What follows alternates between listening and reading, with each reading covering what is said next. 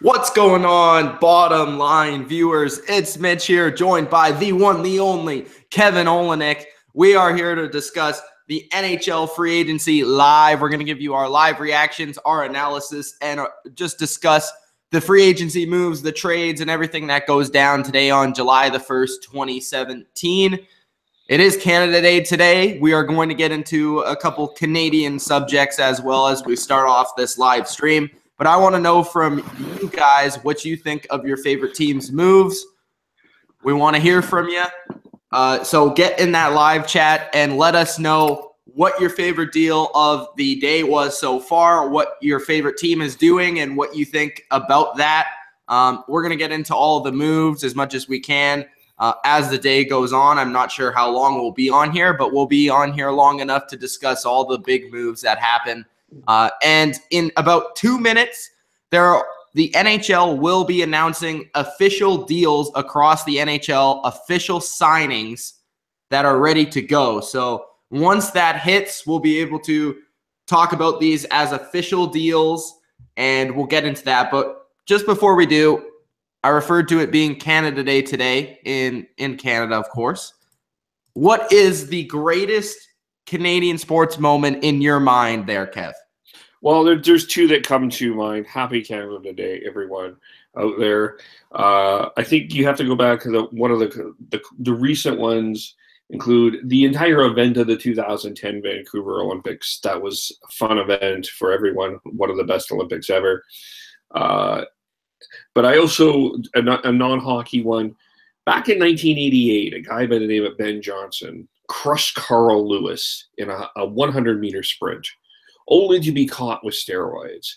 And this country was deflated from that. Then comes Donovan Bailey, who 8 years later walks into Atlanta and I think it was 96. I should have looked at. I think it might have been 96. Yeah. Yeah. Good informing there, Kevin. Coming on there, doing his and beat Michael Johnson, and basically it was kind of a Canadian redemption story to me. And then he does the smack talk to Michael Johnson after calling him a chicken beep, and to me that's my personal favorite Canadian sports moment. There's so many to go with, but I always look at hockey as the biggest moments in Canadian sport, and of course you referred to some of them. I look at three in particular. You have 72, you have 87, and you have 2010, and those are the goals that stick out to me. But the biggest one, of course, is 2010 because I wasn't alive for the other ones, and I can remember exactly where I was at the exact moment that Sidney Crosby scored the golden goal. So for me, that's the biggest goal or moment in Canadian sports history. And I think it is talked about quite a bit in the realm of Canadian sports, especially, it's probably, at least if it's not first, it's in the top three. So yeah, for sure. Let's get into the NHL free agency. We're going to give you our live reactions and analysis for these moves. I just got a alert that the Devils have expected to sign ex-Leaf center Brian Boyle. So let's just start off with that. I'm going to just follow Bob McKenzie's Twitter here because he's announcing a whole bunch of stuff right now. He's also announcing Trevor Daley going to Detroit for 3 years for $3.178 million. Also has Dan Giardi expected to sign with Tampa Bay for 2 years for $3 million. So a lot of moves are now, because it's past 9 here or 12 o'clock for a lot of people on the Eastern time zone. He's releasing all the information. So any thoughts on those three moves I just brought up? Brian Boyle, Trevor Daley, and Dan Giardi. Brian Boyle is a good signing. And there's a few teams that could have. This is, is it too early to rip on the Canucks, Mitch? Is it too early? I think we should save that for the main event. Okay. Because this is an example of a guy that I think would have been good on the Canucks. A solid veteran defender, a big guy up the middle. You're in a division with with a number of huge centermen. This guy would have been a good signing, not who they are expected to sign today. Anyway, but this is a good signing for the Devils too. He brings all of those same things. He's not going to be spectacular. He really was a good fit for the Leafs. I think this is going to be a big loss for the Leafs, actually. But I think the Devils made a good pickup here. They're quietly building a little bit of an interesting team over there in Jersey. The people might want to watch this year. They'll be an interesting team to watch. Yeah, they've gotten a little bit of luck. They got the first overall pick. They got a good player with that pick. They traded for Taylor Hall last year, get some scoring on their team, and they've been building slowly. They've always had the goalie for the past few years since getting him from the Canucks, and he's kind of been saving their ass for as long as we've been watching the Devils for about probably like 3 or 4 years now, I guess it has been. So Corey Schneider's been that backbone, but they haven't really had a lot to put in front of him, and now they're starting to do that. I like Brian Boyle a lot. He's always been one of my favorite two-way guys. I really like his size, his leadership. He's great on the penalty kill, very good checker, and he's a good leader. I was surprised Toronto didn't even try and re-sign him, which was a little bit shocking. Seeing as how they do need that type of center on their team, I think those type of players go under the radar, but to me, they're some of my favorite players because those are the players that you win Stanley Cups with. Yep. You know, those are the guys, like, without the Bedinos and Cullens of the world, the Penguins never would have won at least one, or not if both, the Stanley Cups. So you got to think about those third and fourth line centers as well as the first and second line centers. So I like that move, even though the Devils probably won't be a contender this year, but I mean, it's a pretty decent deal. So we'll see where it goes. Then we have Trevor Daley, Detroit, 3 years, $3 million. Speaking on Trevor Daley, of course, he was a Pittsburgh Penguin, so I can speak on that as far as how he was with my team. And I've always liked Trevor Daley. I was a little skeptical about him from Dallas. Like when he played in Dallas, I wasn't the biggest fan. I always felt like he was a little bit overrated.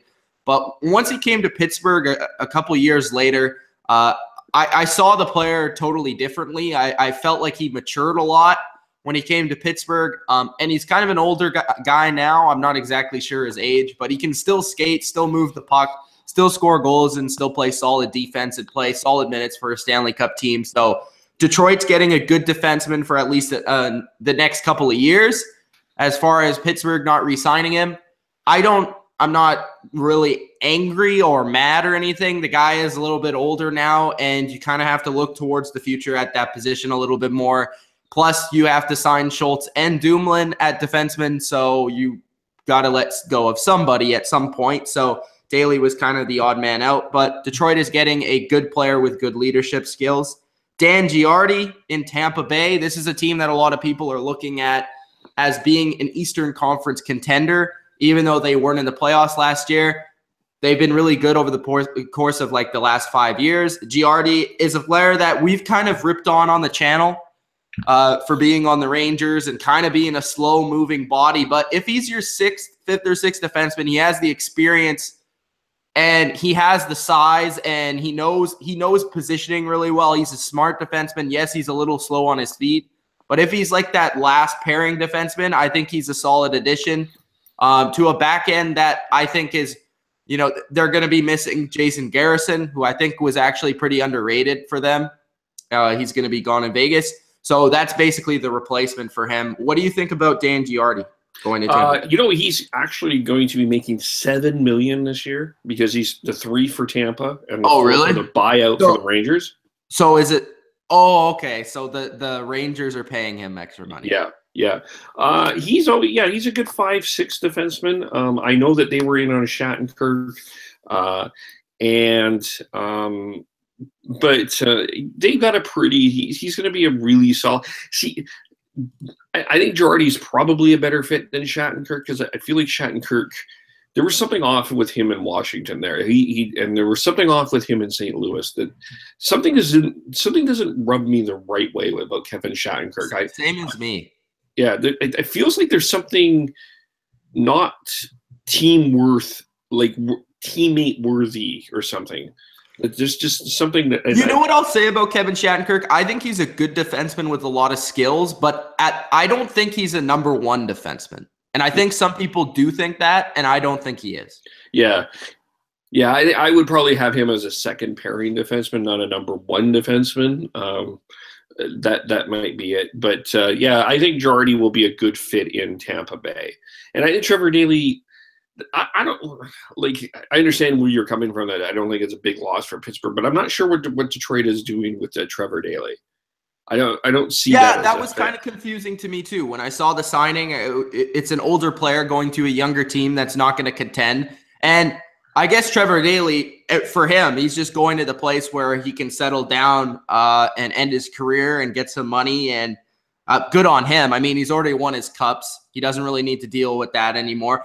He does seem like a guy that really enjoyed playing in Pittsburgh, and he was one of the team favorites in terms of teammates. But I don't know what Detroit's doing. But at the same time, Detroit, they have a lot of salary cap. And they have a lot of young players, and by bringing in a player like Daley, it might be a positive influence on their team. Yeah, this is so we're ripping teams. So here's another one. I'm just going to ask a question about. Where's Edmonton? Edmonton is trying to figure out Draisaitl. So they don't need a defenseman anymore? No, they don't. Oh, okay. No, they not until Draisaitl is signed. No, the world is on pause. Okay, yeah. Sure. We're just waiting. What's going on, Von Hook? What's going on, Cool Kid? Let us know what you guys think of your favorite teams. I want to hear you in the live chat. We have 11 people watching right now. Only 2 commenting, guys. Get in the live chat. Let us know how you feel. How you feel about the Oilers. Are they messing up? Or should they get a defenseman? What's going on?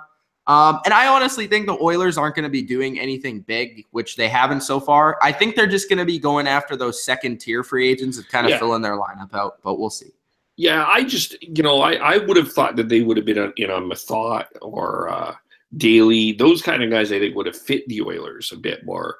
I'm not saying Daley. Yeah, I agree with that. Shattenkirk, no, but, I think they do need to improve that defense if they're going to go anywhere. All right, next one. Patrick Sharp is going back to Chicago. It appears to be for only $1 million. I'm not exactly sure. I think it's only like a 1-year, $1 million contract. I'm not exactly sure on that. Yeah, $800K base, $200 in bonuses for $1 billion. Yeah, so $1 million for Patrick Sharp. He's going back to Chicago. Hasn't been the greatest player in the world the last couple of seasons, but he's still Patrick Sharp, and he's going to Chicago. So that means something right there because he used to be great in Chicago. He could still be like a third-line winger, in my opinion, maybe even a second line on a good day. So for me, they got rid of Panarin, which I think hurts their team a lot, especially long-term. They brought in Brandon Saad, who I think is super overrated, but anyways, they like him. And Patrick Sharp is coming back. So maybe they're trying to rebuild and reform their old championship team. In a lot of cases, when this does happen, it doesn't work out and teams don't end up winning like they used to because the players aren't the same. But they're trying to do something and shake their team up, so I can give them credit for that. And Patrick Sharp at only $1 million is a good deal. Yeah, actually, he was linked to the Flames, so this is a little. I would have been happy with a sour deal. It's a sour deal. It's a very sour deal. But that's if he wanted to go back to Chicago, all to him. I don't think he would have taken $1 million to play for the Flames. It probably would have taken more, but and then that gets a little bit iffy. But an okay signing for Chicago. I thought that once Nashville swept the Chicago that they were I thought that they were on the step back. I don't think that they've had a great offseason. I don't know why they need Patrick Sharp, really. I mean, I understand you kind of maybe you want to bring him back with Taves and he can maybe produce, but that just seems like a backward step. When you're trying to recapture former glory with your former players, that's a step back. In my opinion. I agree with that because it's almost a desperation move to get back to what you once were, in my opinion. Yeah. Benoit Pouliot just breaking news, just signed with the Sabres. Do you have any thoughts about that? So the Sabres have decided to go old now. Apparently, the Sabres are a team that I feel like they could be a playoff team if they. I mean, if they put it together, because they have some talented pieces there, but for whatever reason, they're the Sabres, so they don't ever get it done. They don't get it done, yeah. Dmitry Kulikov signed with the Jets, 3 years, $13 million. That's a little bit much. Yeah. Isn't it? Yeah, it feels a bit much, yeah. It feels a bit much, but it is free agency. The Canucks, they got their – we'll get to the Canucks, but 3 years, $9.45 for Sam Gagner. We'll get to that. That seems maybe like a little bit too much.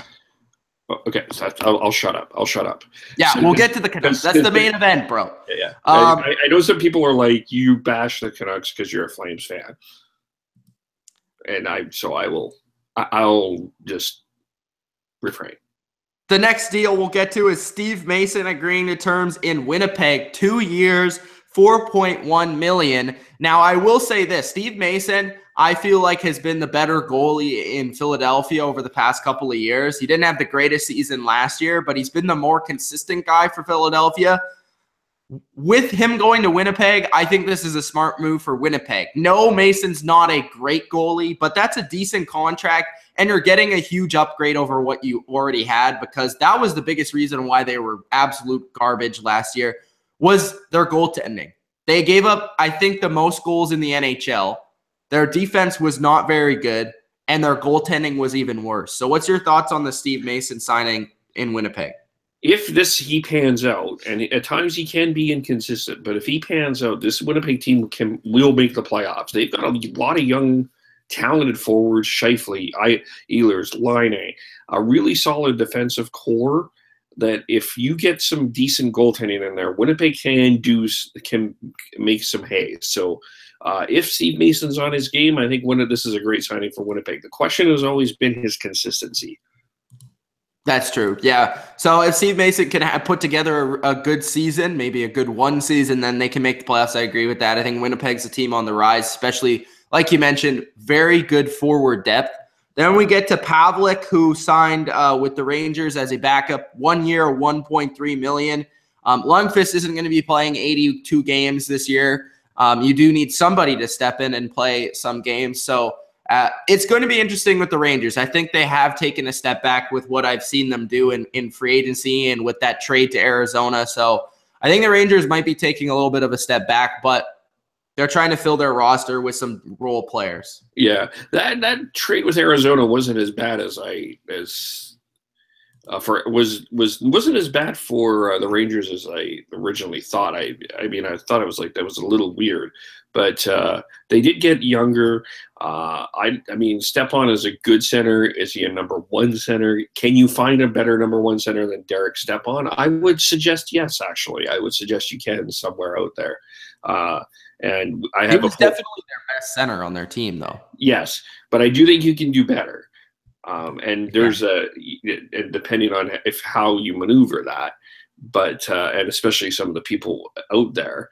And just so you know, the Pouliot deal was only 1 year, $1.15 million. So yeah. Then if you're Buffalo, that's like, oh, thanks, sure, come join us. Yeah. It's almost like it's a PTO. Okay, next one we have is Alzner. This is a big one right here. Carl Alzner, 5 years, $23 million.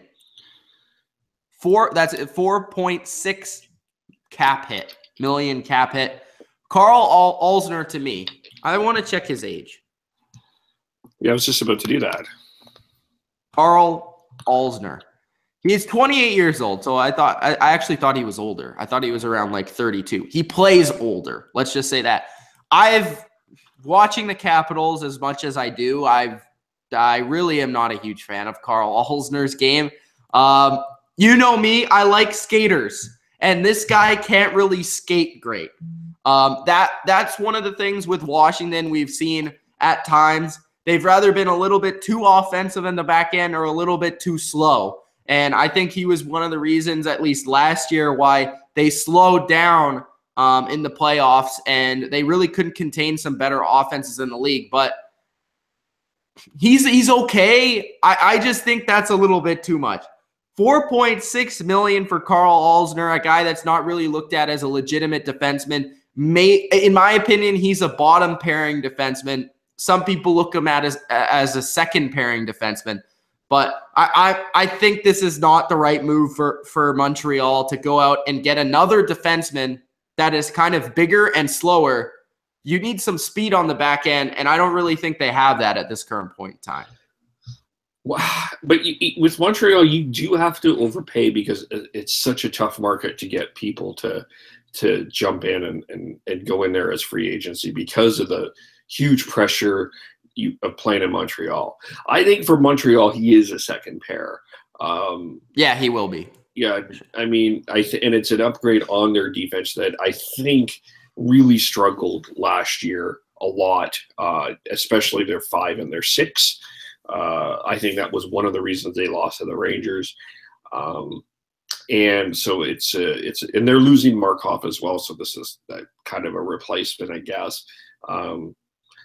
Yeah, he'll be a good 4. He's not super offensive. He's not one. He's a defensive defenseman. He's a defensive defenseman.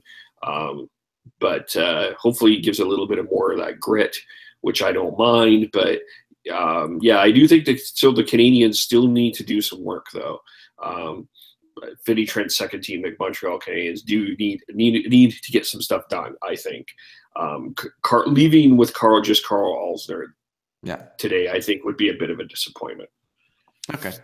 Von Hook asks, will Joey Thornton stay in San Jose? I predict not. Yeah, it doesn't seem like it. If he would have, I think he would have already signed by now, to be honest with you. Yeah. But maybe they're waiting it out. Maybe they're waiting. The old guys are waiting it out. Oftentimes, the old guys don't even get signed today, but we'll see what happens. A guy like Joe Thornton is still a good player, and he's a relatively, big. He's a huge name in free agency. So it's going to be interesting to see where he goes. I expect him to go somewhere where he can contend for a cup because that's still one thing he has not done yet. Whether I don't know where that will be, but in San Jose, I think they might be moving on and heading in a different direction. Yeah, I know that Adam and I have had this debate, but I think the San Jose Sharks are on the way down. I don't see them on the team on the rise in the Pacific Division. I see them on the way down. I would suspect that Thornton's going to go east, though. I'm kind of sensing Thornton may end up in Toronto. Oh, okay. Maybe. That's my hunch. I don't have any pure evidence for that, but I have a hunch he's going to end up in Toronto. Okay, the next deal I'm going to talk about is Michael Del Zotto to the Canucks. Should we talk about the Canucks now, or should we leave it? Let's talk about the Canucks now because they've done. Because I brought it up because I wanted to compare it to the Alsner deal. Okay, sure. Alsner signed 5 years, 4.6. Del Zotto signed 2 years, $3 million. See, I like this deal. I do too. I like Michael Del Zotto. He is a little bit gritty, which is a kind of an underrated portion of his game. He does have a little bit of a hot head, but he can skate. He can move the puck. He can shoot the puck. And I think that's something that the Canucks have needed for years. They haven't had a good puck-moving defenseman in a long time. A lot of people be like, Ben Hutton. I mean, he's not really elite. Michael Del Zotto is not really elite either. He's probably going to be on the second pairing. But at least he gives some speed to the back end. I actually don't mind the Canucks defense. I think that's the worst of – I think that's kind of like the least of their troubles right now. I think their goaltending situation and their forwards, especially their forwards, are the reason why they're a bad team. But their defensemen aren't too bad. I think Michael Del Zotto will come in there. 2 years, $3 million. I think that's a pretty fair contract in free agency where you have to overpay a tiny bit. I like him. I've always liked him as a player, and I think it's a good signing with a good contract. Yeah, I agree. I agree, and he can be a top four or a top 6 defenseman. He's got some versatility with him. You can play him right side, left side. Yeah, he has a bit of a hot head, but you know what? I feel that's one of the areas that Vancouver is lacking. Is kind of that hot-headedness, that emotion. That emotion was what got the Canucks to the 2010-11 That's when they were at the top of their game, was when they had that emotion. When Luongo was fighting with Tim Thomas, when Ryan Kessler was pissing people off, and Kevin Bieksa was pissing people off. That's when the Canucks were at their upper echelon. Now I'm going to piss some people off. I think the Canucks have become one of the more boring teams in hockey right now because they don't have that emotion to them. They're a nice team. They're boring as crap, bro. Don't even say we're going to piss some people off. I fall asleep to Canucks games at night. Yeah, I feel like you can say it more because you have the Canucks backing and I'm wearing a Flame shirt. Well, okay, I am a Penguins fan, yes. But my second team has always been my team. One of my teams is the Canucks because I live here. I got to deal with it. I got to watch them on a consistent basis. And even if I wasn't a fan of them, which I am a fan of them, I have to watch them anyways because they're on TV every single night of the year, basically. So I got to deal with watching them. And, man, they are a boring team. And I think they've been a boring team for a while. They haven't been a very exciting team in a while. I think Del Zotto will give a little bit of excitement and also a little bit of an upgrade on defense. Yeah, so it's a good signing. Okay, so the Gagne deal. What was the exact figures of that? It was like 3 something.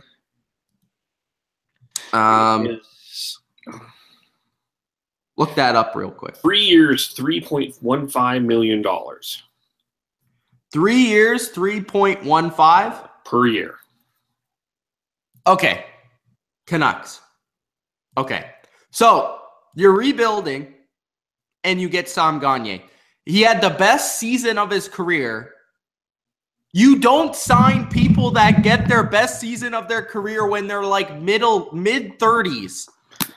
It's a stupid signing, Canucks. He's not mid-30s, though. He's played for like 8 years? He is 27 years old. For real, bro? For real. Bro, he just had the best season of his career after like 8 seasons in the NHL. Yeah. This will be his 5th team in the National Hockey League.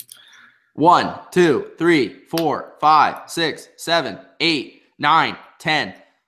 He's played 11 seasons. Yep. Yeah. And this was the best season of his career. Yes, he had the best season of his career. He's always been around 40 to 50 points. So he's going to come in there. He's going to get 40 to 50 points. But you look at some of the seasons he's played, and he was considered at one point on the Philadelphia Flyers to be a player that they weren't even sure that he was an NHL caliber player. They were putting him in the AHL at some points in time. So in my opinion, I'm not a huge fan of the Sam Gagner move. Sure, did they need forwards? Yes, but was this a way about going about it? Not really. Is he an upgrade of anything that you have had within the last, what you have right now? So you've got Horvat, Henrik, Granlund. No. Who else do you have there? And I don't see him as an upgrade of any of those 3. He's probably going to be Sutter. He might be the 4th line, 3rd or 4th. He'll be the 3rd line center. So you really are going to pay a 3-year, $3.15 guy to be your 3rd line center when you're rebuilding, though? Like they're rebuilding. They're supposed to get younger, and they get Sam Gagner. But okay, this is why I think Treliving is better than Benning. Okay, and I'm just going to say Sam Gagner. But Benning is the worst GM in the league. I don't even know if you need to debate this. But you talked about why weren't the Canucks in on Jonathan Drouin, and they weren't, and they had the resources. No, bro. Adam said they didn't need him. They don't need him, bro. Oh, okay. Like, if you can, this is my argument. This is why I think that the Rangers deal is a good deal. Because if you can get better than Derek Stepan, and you can, then find a way to do it. I understand the love for Horvat. Traded for Matt Duchene, I'd be like, hell yeah. But where are they on the Matt Duchene? Why aren't they in on Matt Duchene? Who, the Canucks? Yeah. Because they're freaking retarded, bro. What do you think? Like, I feel like there's a lack of creativity in what the Canucks are doing. Like, I understand they're trying to get prospects. There's a lack of testicles in what they're doing. You said it, not me. But there's certainly a lack of, like, realistically, the Canucks are not that. They don't need to super rebuild, but you can just improve. If you start slowly improving this team, like the fans here in Vancouver are not going to be upset if they're going to be in the playoffs or even win the Stanley Cup. Oh my gosh, this was supposed to be a rebuilding year, and we won the cup. I'm furious. I can't. What's their salary situation? But I'm pretty sure you have the salary to move.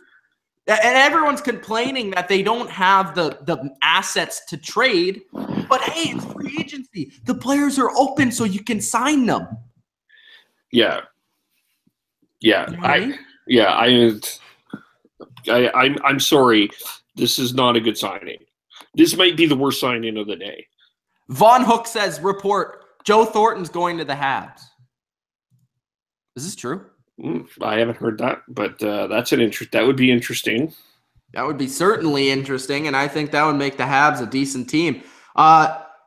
Hearing Duchesne will be traded to either Columbus or Carolina. That was the report 22 hours ago. So we'll see what happens with him. But it doesn't answer the question why the Canucks aren't in on Duchesne. I don't know. I love Duchesne. I would instantly buy his jersey and go to the games if they had Duchesne. I want the Penguins to get Duchesne. I don't think it's possible, but I want it. Yeah, I just he's a good player. Like and the problem with the Canucks fans, some Canucks fans are in most of the Canucks fans have given up hope, and they're in the point where they are, okay, we need to rebuild and we need to get the first, second, third overall draft pick. Well, guys, we've tried that and we keep slipping in the 5th overall. So why don't we try and get players that are already good? Exactly. I don't understand. I don't either. Just reported Justin Williams signed with the Hurricanes. 2 years, $4.5 million. So it looks like he's done with winning Stanley Cups because Carolina is not going to do that at any point. But I think this move for him is based off I liked playing in Carolina. I had some good years there of my life. I'm going to move back there, and I'm going to, I don't know, maybe I'm going to move my family there. Maybe his family still lives there. I don't even know. But that's probably the move for him personally. In terms of Carolina, I'm not quite sure. It's 2 years, and it's four and a half over the 2 years. So it's not a terrible deal for a quality player like Justin Williams for the last 2 years of his career probably. But Carolina is another team that's like stuck in – they're probably going to be one of the 3 worst teams in hockey. So you got to think about it in that regard, and Justin Williams is only really going to help you win. Yeah, but he'll bring some veteran presence. I don't know if Carolina is going to be as bad as you think that they are going to be, though. I think that they'll be. I think they may be better than you think. I'm not saying that they're a playoff team, but I think Justin Williams can bring some veteran leadership.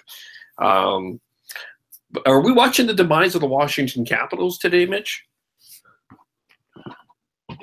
Did we lose Mitch? I'm right here. Okay.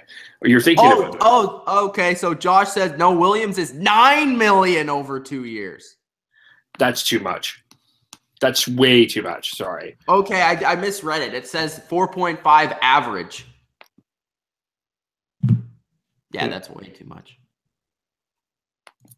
What do you get? Like, Justin Williams underperformed in Game 7s in the Stanley Cup. He underperformed in the playoffs this year, where he's supposed to be the shining star. I like Justin Williams. He's a good player, but he's old.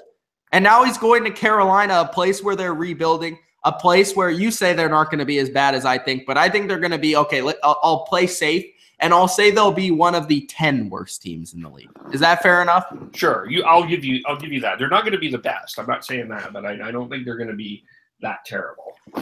But I understand the move from – I'll say this. Obviously, now that I've seen the money, I understand the move from Justin Williams. But on the other side of things, Carolina, interesting move. I'm not a huge fan of it. Fair. The Oilers are about to sign Ty Ratty. Yeah, but obviously you have thoughts on that. Not really, but yeah, not me neither. To be honest with you, he's only 24 though. That's a young guy. Blackhawks have signed Tommy Wingles to a 1-year deal. I've always liked Tommy Wingles. I thought he did very well in Ottawa. Not super well, but well enough. So that was it's not terrible. Seems like the Blackhawks want to bring in veterans. Yeah, it seems like they want to reshape what they used to have, and in hope of winning another Stanley Cup. Derek Mullany, the coach, says Williams is too old. Gagne really, Gagne really is what we're saying, and Williams is too old. We should hashtag that. We should try to see if we can trend that on Twitter, Mitch. Hashtag Gagne. I'm gonna put that on my Twitter. Yeah, Gagne really. Gagne really. Okay. So the report on the Russian god Radulov is to believe that Montreal and Dallas are competing for his services right now.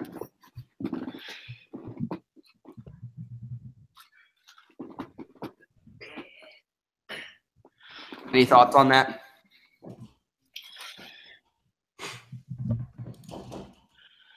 No thoughts on that? Kev? Hello?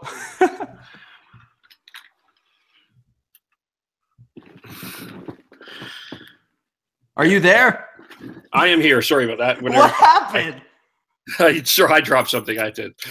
I thought somebody attacked you from behind and you were struggling for air there. It was a run-in.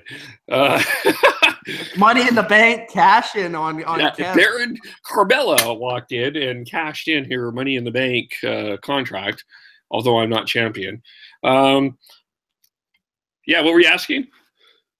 I was just saying Alexander Radulov is in a competition. So Dallas and Montreal are in competition for the services of the Russian god, who everybody knows I love the Russian god, Alexander Radulov. I came up with his damn nickname, the Russian god. He's an exciting player. I think he's a very skilled offensive forward. And when you watched Montreal last year, he was one of the most effective, best players for their team. I'm not surprised that Montreal wants him back, as they are going in hard on winning a championship, it seems, with a lot of different type of players.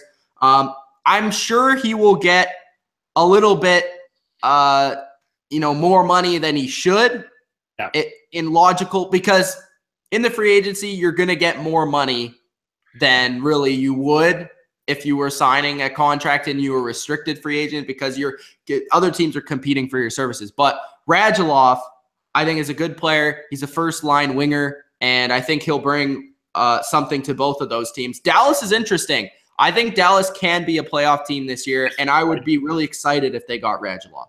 Yeah, I think that's he's one that I would be interested in. Why are the Canucks not in on Radulov? Because they don't want to sell me jerseys. Oh, okay. They don't want to have me buy the Duchesne or the freaking Radulov jersey. So they say, screw you, Mitch. We're gonna sign Sam Gagne. There we go. Yes, okay. Hashtag really Gagne. Yes, hashtag. I was Gagne really, but okay, we'll see what really Gagne goes. Let's see. There's only 2 tweets at this point, but we'll see what happens. Everybody start tweeting hashtag really Gagne. And I got a text from my buddy Mike, who's been on this channel before. He says that he actually likes the Gagne sign. Why? He would have led the Canucks in points last year. His buddy, what is his Pedersen? Pedersen will come up after his contract expires. Thoughts on that, Kev?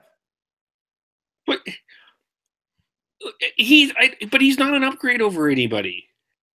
He's an upgrade over maybe Sutter, maybe. Gagne, the thing about Gagne, he's a very inconsistent player. Yeah. And the other thing is he played on Columbus, a really good team last year. That's the reason why he scored goals. Good teams score goals. Bad teams don't score goals. So let me. And he didn't have to play on the first or the second line. He was on the third or the fourth line for Columbus. And now he's going to be asked to play more minutes for Vancouver, where I don't think he'll be the same player. Yeah, like I said, he ranges somewhere between 40 and 50 points for his entire career. But at other times, he's also been a minus 28 in the same season. Yeah. So it's okay for Sam Gagne to be inconsistent. But heaven forbid Jake Virtanen is inconsistent. Jake Virtanen is not – he's not even inconsistent. He's just not visible. Oh, okay. He's not tangible. But that was one of the criticisms of Jake Virtanen, is that he was inconsistent. Oh, okay. What are some other signings here? They also signed Nielsen. How do you feel about that? It's not bad if you're going to lose Miller. It's not a bad replacement. Mike says he just likes the Gagne signing because it doesn't force the young guys to come up really soon. I thought they wanted to play young guys.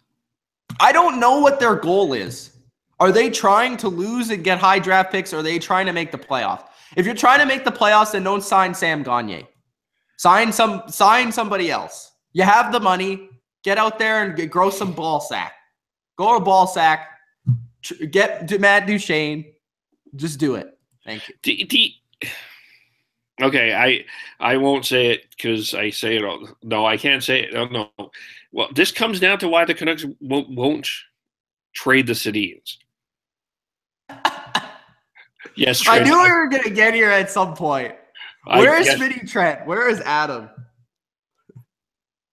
But if you're not, like, if you want to rebuild,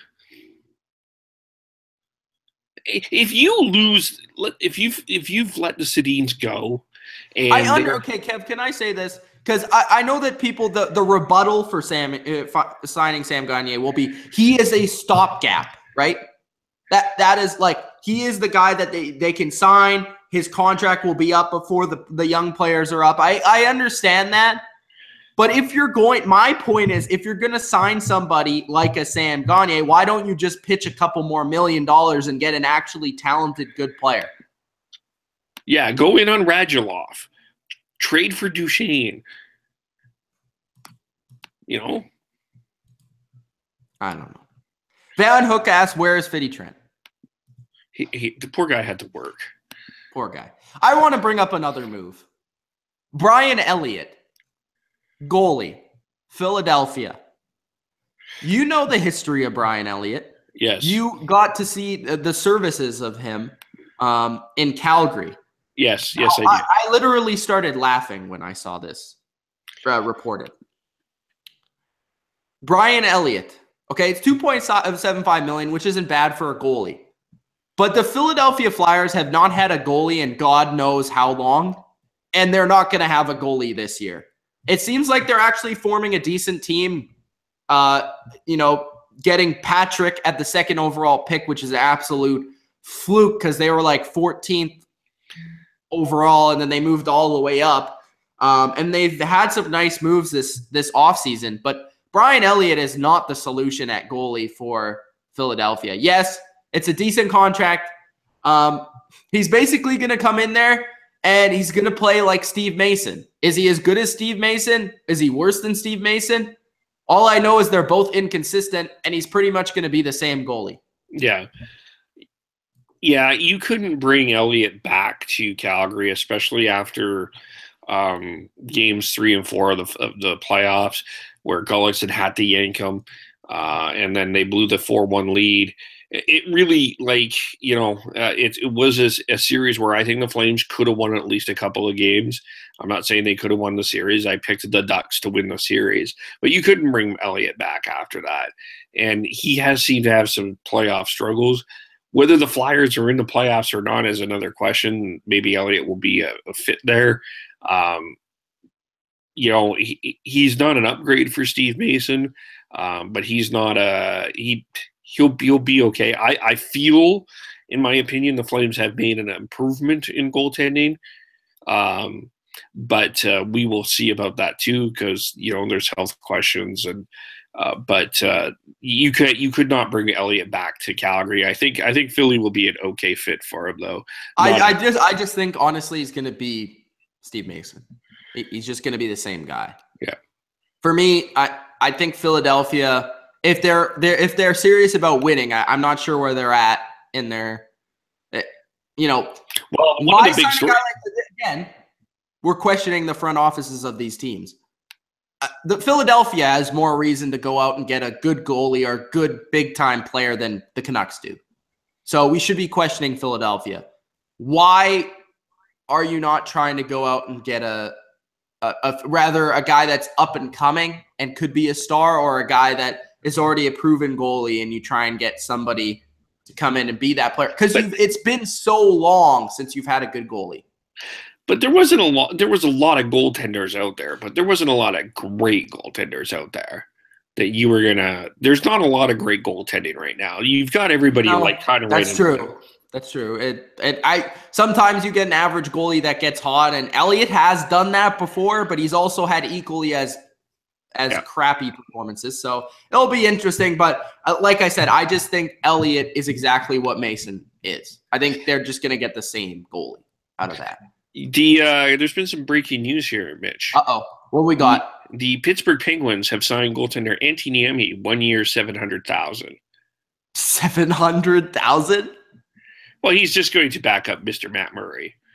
Yeah, that was interesting because I thought Tristan Jarry was going to be the backup. He's looked at as a goalie that's going to be a future starter in the NHL. But apparently they want Jarry to play another year in the AHL. So they went out and signed Niemi for less than $1 million. So, I mean, Niemi isn't a great goalie, but he's a backup. Less than $1 million, I'll take it. Yeah, it's 1 year. I mean, yeah, you're fine. That's a stopgap. 3 years at $3.15 million a year isn't a stopgap. That's not a stopgap. That's like you're committed to this guy. See, Mike asks, would you like Yakupov for 1 year? See, 1 year. That's the key right there, right? 1 year. Yes. Because if he's good for 1 year, you can re-sign him. Yeah, exactly. And if he's trash for 1 year, you can get rid of him. And he could be. You're not stuck. And he still might have potential there. Plus, Yakupov is a guy on a team like the Canucks where you could be giving him an opportunity. You were giving guys off the street an opportunity to play left wing for the Sedins. Yeah.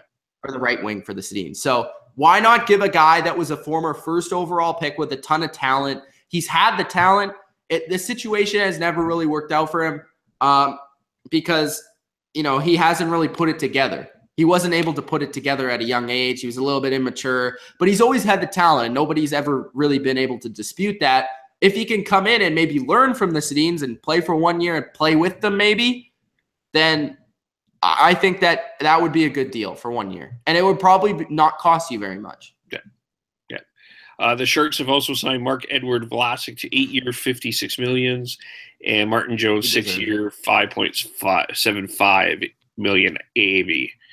Those are two core players you want to lock up. So I think those are both good deals.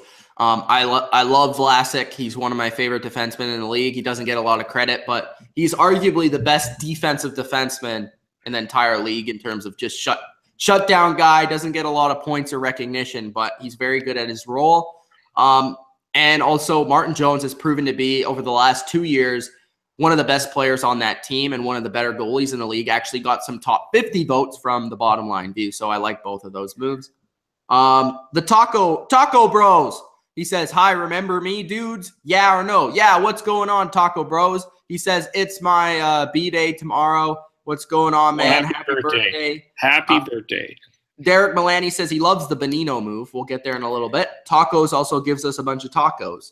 Von Hook says Montreal needs more scoring. Hopefully they do get Radulov, and that will help them. And if they get Thornton, that will help them even more. We'll see what happens. They have agreed on the terms of a 2-year contract with forward Peter Holland. I don't know if that helps their scoring. No, he's like a two-way guy. Yeah. How much? No, that's not in there as of yet. Just announced by the Canadians, retweeted by the great Bob McKenzie.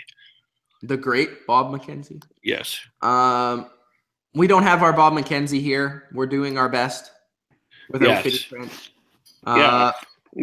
Hey, woo. Yeah. Okay. Where's Bonino? Okay. Bonino signs a 4-year deal with the Predators. So he does the reverse Kevin Durant, and he gets 4.1 per year. Had other offers for more, but he says it's a great fit in Nashville. So I think this is a good move from Nashville's perspective. Was it maybe a little bit too long-term? It might have been, because I look at Bonino as a guy that kind of underperformed this year. I watch almost every game of the Penguins, so you can judge me if you will, and maybe you think I'm sour on the fact that we lost Nick Bonino. No, not really. I knew we were going to as of yesterday. Rutherford let the fans know that they weren't going to be able to re-sign Bonino or Daly. They're just looking for too much money on the open market, and they weren't able to come back. I don't blame Nick Bonino for getting this contract at all, and I don't blame him for going to Nashville. Now, I like the move from Nashville perspective, but I don't know. 4 years, he might not be quite the same player. I think he might be slowed down by then, because this year he was okay. Like he's a great penalty killer. He's a great face-off guy, and he's going to put his body on the line, and he's good in the playoffs. And I think that's where he'll help Nashville the next couple of years. As far as, I think he's overrated when it comes to scoring and being a point producer. He did that last year in the playoffs with the Benin or with the HBK line with Kessel and all that, and they were awesome. But this past year, he dipped in point production. Maybe if he goes to the second line in Nashville, I'm not sure if he will or not, or if he's going to be on the third line. He might get more opportunities to score goals, and he might be in more prominent position. But I feel like he's a really good two-way forward, and he's going to be that for the next 2 years. But I'm not sure how he will be in 4 years. But I do like the signing for a team that's looking to win the Stanley Cup, and I think he will help them come playoff time. Yeah, I agree. I think you get Johansson and Bonino and Sessions down the middle. That's a good pickup. That's a good 3. I think Nashville's still got to be your favorite for the Western Conference right now. I still think that they're the best team in the West. Sorry, Oiler fans. I know you're excited. But and sorry, Flames fans, I know you're excited, but still Nashville's that team right down the middle. They're really strong. Right down that defense, they're really strong. And I think Bonino only helps that. Okay, let's go do the Penguins signing. They signed Matt Hunwick, 3 years, 2.25 annually. Matt Hunwick, I was looking at his stats a little bit earlier. He played for the Maple Leafs last season. He had his best season of his career last year. And he's kind of been like that 5th or 6th defenseman, and I think that's exactly what he's going to be. If that, he might, I don't know, he probably will be with that sort of contract being on the bottom pair for the Penguins. Kind of a guy that's known more to be a defensive player. Had a pretty good season last year. He's played all over the NHL, Boston, Colorado, New York, Toronto. But this is a guy that the Penguins always bring in. Like they always bring in this sort of guy where it's an older, maybe not quite an older defenseman, but it's just a defenseman that's been all over the place, kind of a suitcase player, and then they get the best season that he's ever had out of him. I'll give them the benefit of the doubt. $2.25 million isn't outrageous. He had the best season of his career last year. Yes, he's played in the NHL for a while, or the best season in a while, because he had one really pretty good one in 08-09 with Boston, where he had 27 points in 53 games, which is pretty impressive. Last season, he had 19 points, and that was the best season since then. So he played well for Toronto last year in 72 games regular season, played a little bit in the playoffs too. I think it's a decent signing for what it is. He's going to be the 5th, 6th, maybe 7th defenseman on the team, and can help out in that regard and help fill in for Trevor Daley. I'm pretty certain the Penguins aren't done in that regard. And I also think the Penguins are a team that are always active at the deadline, and they'll reach out and try and sign somebody when they need to, or trade for somebody if they need to. What's your thoughts on that signing? Yeah, I see all that you're saying there, but I do think 3 years is a bit too much for a guy that's 32 years old. Yeah, I think maybe you do 1 or 2, but 3 is probably a bit too much. But we'll see. Yeah, you're right. He's not going to be anything more than your number 6 defenseman. To be fair, he's making less than $2 million the 3rd year. Yeah. So yeah.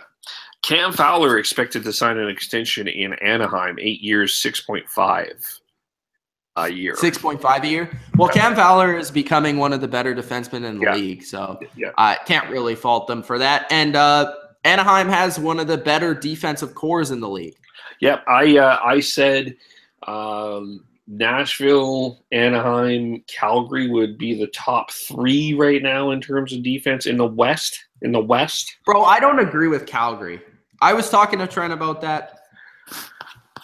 Okay, let me look this up. In the middle of our free agency, I'm going to look through the standings, and I'm going to tell you teams with better defense. Who did you say? I said Nashville, Anaheim, then Calgary in the West. Okay. Nashville, Anaheim, Minnesota, San Jose. After Burns and Vlasic, I'm not entirely sold on that Shark. 6, look at it from the 6. Minnesota and San Jose. I'll say Calgary is 5th. Okay, I say Calgary's 3rd, but I could see where you're coming from. What my point is that Calgary's in the upper echelon. But okay, Calgary homer. Hey, well, okay. Thank you. But yeah, top 3, top 5, depending on your perspective, top 4, top 5, whatever. But I think, for a solid 6, that's good. Where were we before, though, we were talking about Calgary? Bro, I have no idea. Okay. Paul Postma is scheduled to go to Boston, 1 year, $725K. That's a classic Boston signing. Yeah. What do you think? I'm looking at the TSN feed right now. Where do you think Patrick Marleau is going to go? The rumor is he's supposed to go to Anaheim. I heard Toronto. You put Thornton and I thought Thornton would end up in Toronto, and you know what? I'm going to say this. I think Thornton's going to go to Montreal, and I think Marleau's going to go to Toronto. That'll be interesting. That'd be really interesting. I can see Thornton in Montreal. I guess they would be a good fit there. There you would get bigger. I don't know if there'd be a lot of pressure on him, but I think he'd be the second line center, I would think. Yeah. Looking at Chad Johnson, Ocho Cinco. He signed a 1 year, $2.5 million contract to go back to go to the Senators. Yeah. Chad Johnson saved the Flame season last year, so let's give him credit for that. He had an incredible November, turned the season around. He's a better goalie than I think people give him credit for, and I think he'll do well in Buffalo. I wish nothing but the best for Chad Johnson. Mike says Thornton and Marleau will play for the same team. So he's on the same wavelength as you there, Kev. That could be. Another goalie, Jonathan Bernier, signed a $2.75 million 1 year contract with Colorado. Now, personally, I don't know how you feel about this, but I think Chad Johnson might be a bit better than Bernier. The contracts are fairly similar. 1 year, basically 2.75, 2.5 million. But they lost their goalie. You know, their top-notch goalie. Varlamov is still there, I believe, with a ridiculous contract. So Bernier will be the backup. But Bernier was terrible for Anaheim in the playoffs. Yeah, their goaltending. But he was good during the season. I'll give him that. Yeah, he's kind of saved the Duck season, quite frankly. Yeah, that's a good. Yeah, he'll get to play a lot in Colorado. And Colorado's going to be bad, especially assuming they get rid of Duchesne. Yeah, they're going to be one of the 3 worst teams in the league. Let's be clear. I do believe Colorado is going to be there for a while, and I think Sakic has almost conceded that, but we'll see. Yeah, he saved the Duck season though. And he came in and probably put a little bit of glue in the Ducks postseason. Bro, are you sure that Niemi signed with Pittsburgh? It says Dallas here. It's according to the great Bob McKenzie, he signed with Pittsburgh. Oh, let me look that up. On the tracker, it says Dallas. Bob McKenzie retweeted the Pittsburgh Penguins' welcome to the squad. The Penguins' own Twitter. Really? Yes. Okay, well then I'll take. Oh yeah, I see it. I'll take your word for it. That's weird. Yeah, they have Niemi as a Dallas Star here. Martin Hanzal. Speaking of the Stars, 3 years, 4.75 per year. Hanzal is a pretty good player. He's a good two-way player. Is he worth 4.75 a year? Maybe not. But again, think about it. It is free agency. You're gonna overpay for these players. But I think Dallas, again, is going to be a team that goes to the playoffs this year. I like this addition. This is a player that can take a little bit of stress off of Tyler Seguin from doing everything. Jason Spezza, I believe, is still there. They're going to have a strong core at center. And I always say, center is that position that you need to have a strong core at. You look at some of the successful teams that have won Stanley Cups in the past. They always have strong center cores. It's hard to win without it. And if you don't have a strong center core, you got to have a strong defensive core. Dallas doesn't really have that. They're working on it, but I like what they have on offense. If they can add Radulov to that mix, then they're going to be a contender in the West, I believe. Yeah, I think they're getting close. They've brought in Hitchcock, which either they have Bishop too. A lot of people forget that. Yeah, they did. They got the best goalie available in the goal. The top two, Bishop and Fleury were the top two, so they got one of the better ones. I mean, depending on your perspective, it's either Bishop or Fleury. So yeah, I think they're in good shape. The Mathot deal was a good deal. They didn't give up a lot to get him. Hanzal, good sign, and they brought in that defenseman from the draft, the Finnish defenseman. I don't know if he's going to play this year, but they're starting to get there. Yeah, they're starting to get there. Yeah, but I really like their offseason so far. I think it's been pretty successful. And whenever you have Jamie Benn and Tyler Seguin on your team, you're in good shape. You're going to be good. Blues sign forwards Bo Bennett and Oscar Sundqvist. So they're trying to take the worst combination of Pittsburgh Penguins players and sign them both. Yeah.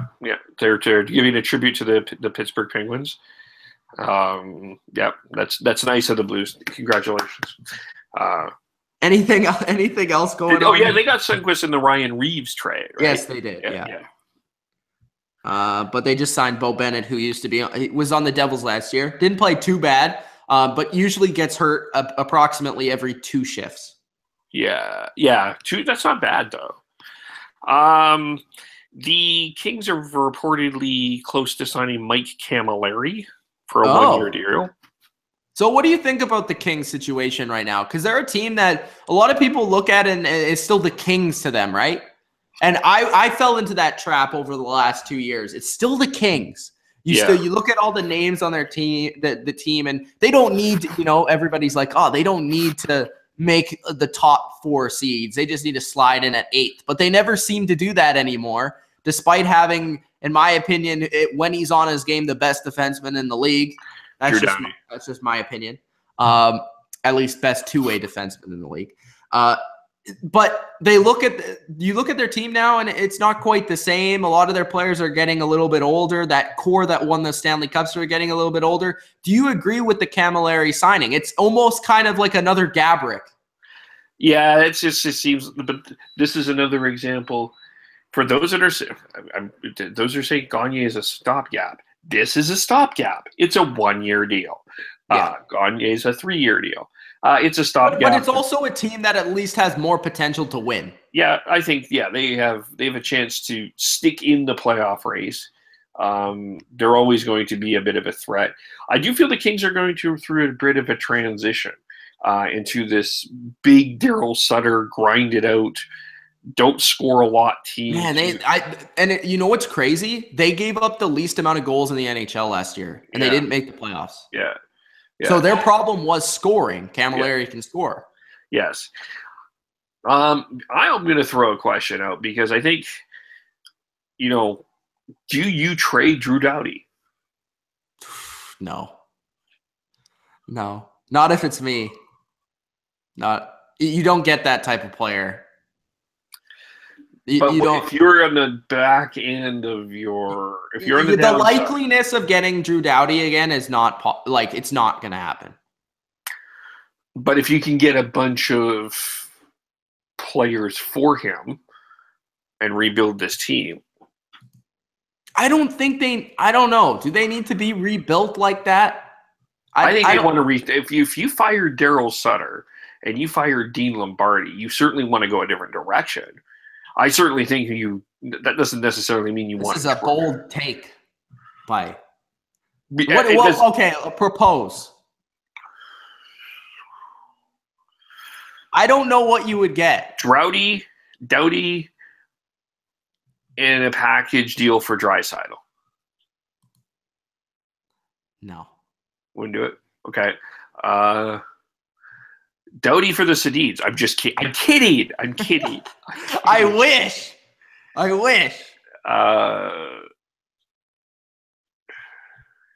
rather Doughty have for Doughty than Draisaitl, by the way. Doughty for Lineside. Well, I actually would too.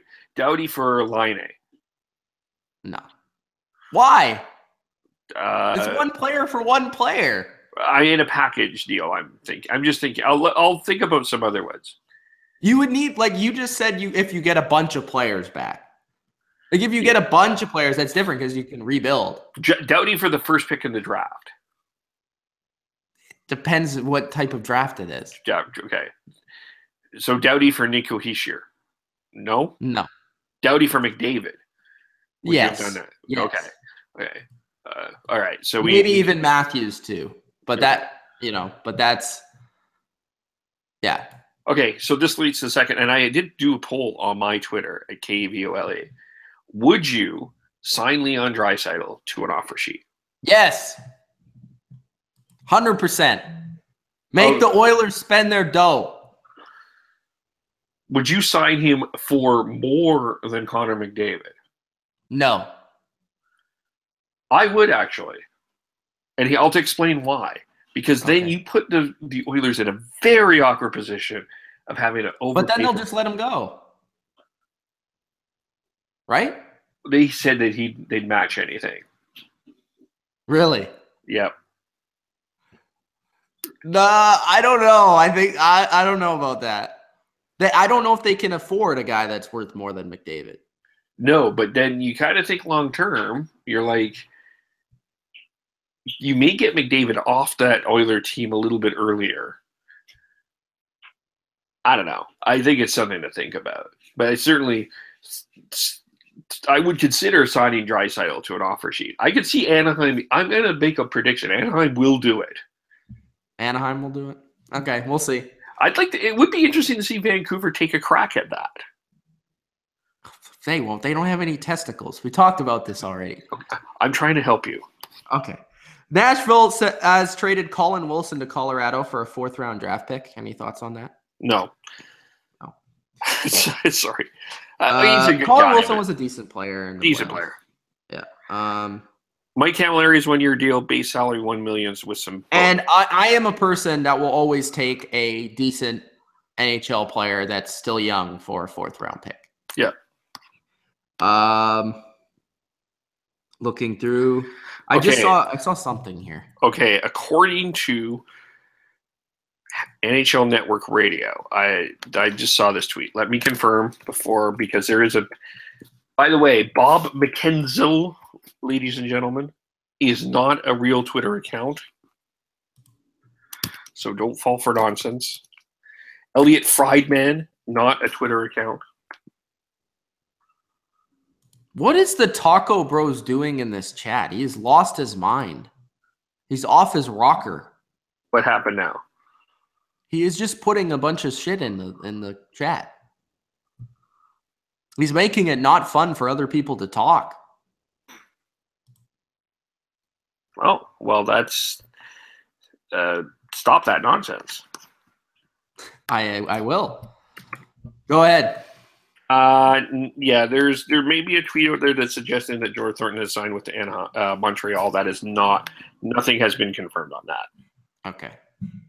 And not according to NHL Network Radio. Who are some of the better players that are still on the board that you would like to see Calgary sign and you would like to see teams across the league sign?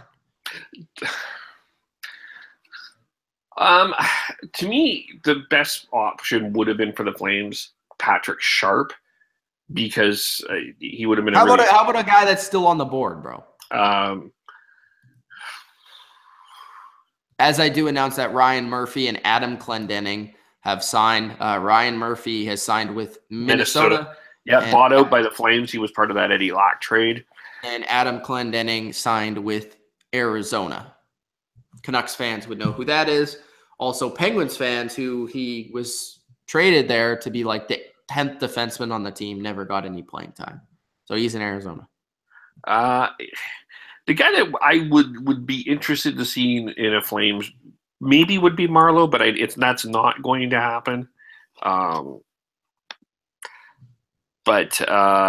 there's not a lot. I mean, maybe you take a shot at Verbata, maybe, but there's not a lot of.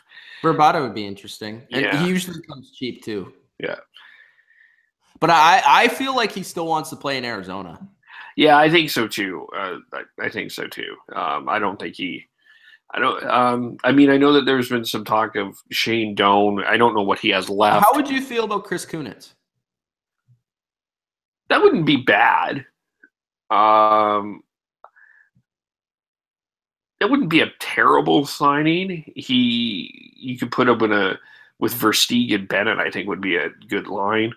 Then you have Stajan and Brouwer on your fourth line. That wouldn't be a terrible signing, no. 4 teams left. Four bigger names. Sorry, Shattenkirk, Radulov, Marlowe, and Thornton are still on the board.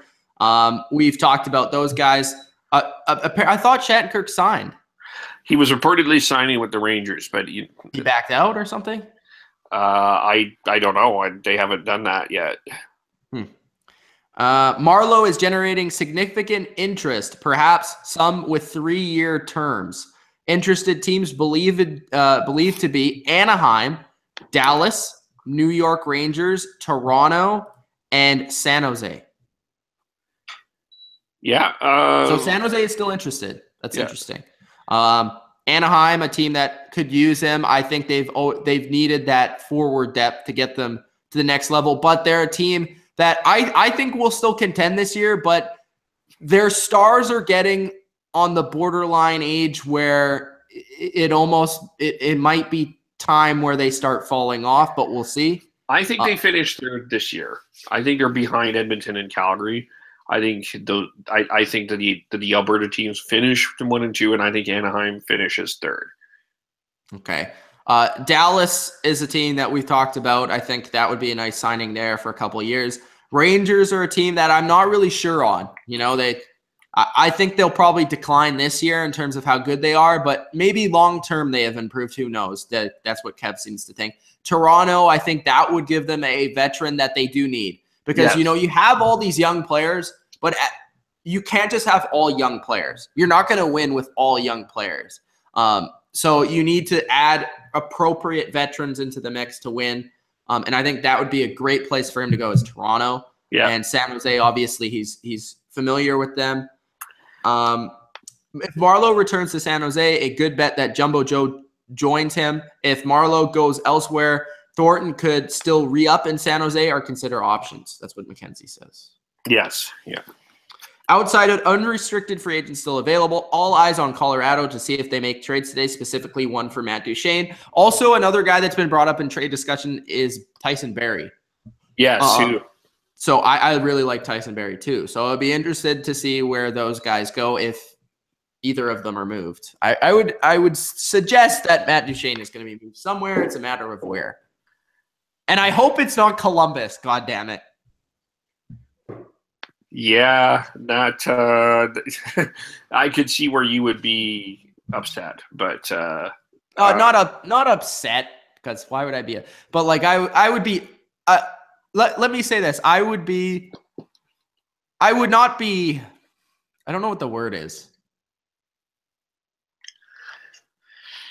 Who's the biggest threat to Pittsburgh? I think they would be the biggest threat to Pittsburgh. I'll say that.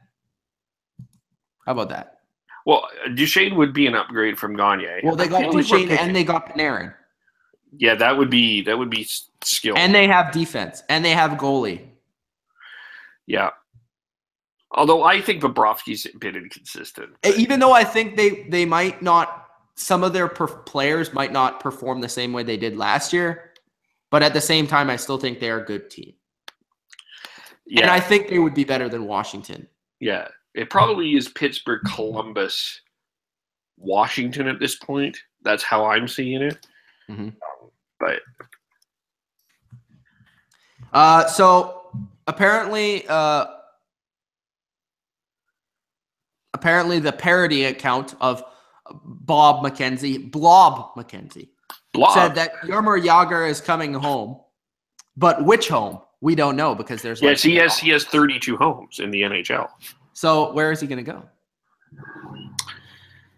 Okay, so Brandon Astle, a guy that I wrote for his website, Anything Goes Sports, very good guy. He says to the Canucks signing of Sam Gagner, where does he fit?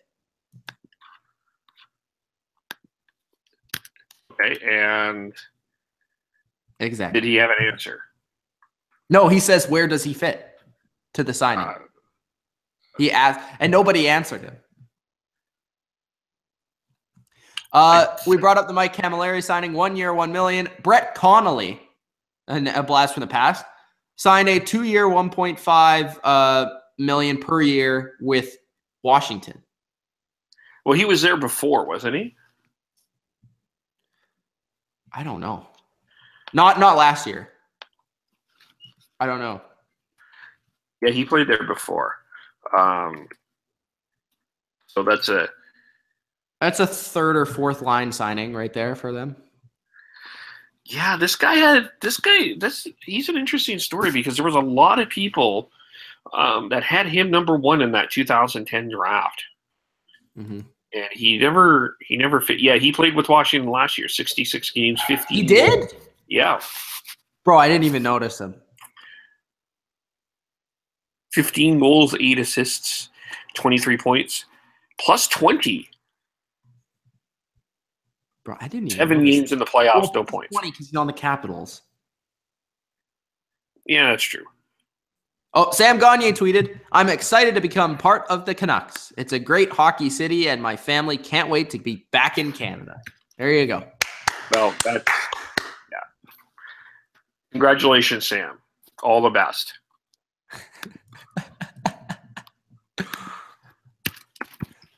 Hashtag really Gagner? Yeah, has that even moved since we've done this, or I don't think so. Let's check. Everybody tweet hashtag really Gagner. One other person has done it. Really? Yeah, it's one other person, but that's it. Our attempt to be famous, Mitch, has died. All right, that's good to know. Anything happening? No, not right now. It really seems like a lot of things have quieted down. So, you know what? It's quieted down. I did have Mike send me a text here. He said, I know we're talking about the NHL, but how stupid is the NBA's salary structure? The salary cap is way too high. Steph Curry signed $40 million a year. What in the blue crap? Can we talk about that? Let's talk about that. Yeah. That is insane. 40 million, 200 million? Yeah. And what's that going to do to LeBron, right? Because he's going to sign. He's going to sign with the Lakers for all their money. Yeah. Yeah. And then I'll be right back. Lamar Ball will not the Ball family will be really upset because they're going to have to sell those shoes at $800. Never mind $500. But yeah, that's a pretty big signing for 40. But he's one of those supermaxes. I don't quite understand the NBA structure because Blake Griffin's son, didn't he sign with the Clippers? I don't know. A max you know what? thing? You know what? I'm still rattled that the Lakers. Everybody can trade for Chris Paul, but the Lakers. Yeah, why weren't the Lakers in on Chris Paul? No, because the Lakers traded for him back in like 2011, but they said that it wasn't fair. But now they're just making super teams left and right. Do you remember that? Yeah. Fucking guy. Wait, Mitch. Yep. Golden State wasn't Golden State wasn't a super team. Okay. No, LeBron's never been on a super team. He's never been. Like, that Miami Heat team was not a super team. Okay. I don't know what you're talking about. Never, ever. Never, ever. Never happened. That's never happened. So apparently the Canucks have signed somebody named Weirdcock. Patrick Weircock? Yep.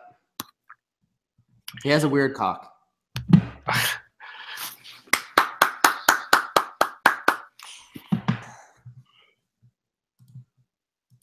What a good deal. What a good deal. What do you think about 1 year, $650K? He's probably on your minor league team. Yeah, probably. Yeah, nothing really coming out of anywhere right now.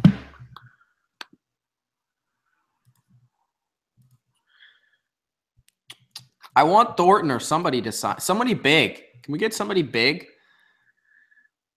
Now's the time if you guys are in the live chat. We still have 7 people watching right now. Thanks, guys, for joining us. To ask us any questions you want regarding NHL or anything else. You know what we can talk about? I guess there's a few other things we can quickly just chat a little bit about while we are here that are more hockey related. Do you have any thoughts on the TNA going to be GWF or GFW? So I don't know. Is it going to change anything? I think basically what they're trying to do is they've been trying to do this for a year now, if you've been paying attention. They've been trying to get as far away from the TNA brand as possible. That's what they're trying. That's basically what they're trying to do. But is it going to change anything? Because they're not going to have any more money. And what they need is money, and what they need is promotion to get wrestlers there. And I don't think that's really going to happen for them. But we'll see. Yeah. That's my thoughts. Yeah, that's it. Yeah, I don't see it being too much. I was curious what would happen with the Broken character from Broken Matt Hardy, but that doesn't change that situation in any way, shape, or form. So necessarily. What else? We have a video coming out soon. On what? We recorded it yesterday, I think. Oh yes. Oh yeah. Oh, we have something. Tom McCollum has been traded from Calgary to Detroit for a conditional draft pick. So the Flames could be involved in the draft in 2018. It's excellent. Because we're actually there's thoughts on that? Not really. The Flames literally do not need to be at the 2018 draft at this point. They put their draft on simulation. Yes. Yeah, it's on Autobot because they gave all their draft picks away. Who's the next player on the board? We'll pick him. Yeah. Oh, they're going over the Canucks roster. Okay, let's look at their roster real quick. They got Sedin, Granlund, Sutter, Bozer, Barchi, Gagne at the left wing on the third line with Bo Horvat, Louis Eriksson. That must be that's the third line. Gauntz, Dorsett, and Godobin. They got Boucher, Chaput, and Virtanen. And then on defense, they have Edler, Tanev, Hutton, Gabranson, Delzato, Stetcher, and that guy they just signed. Weircock. Yeah. So your number one center there? Your number one centers are the Sedin still? Apparently, yes. With Granlund. Yes. Who I like Granlund. I like Granlund too. I will say I think the Canucks got the better of that Granlund Shinkarik deal after all. Yep. Sorry, Trent. You were wrong. You were wrong. I was also wrong.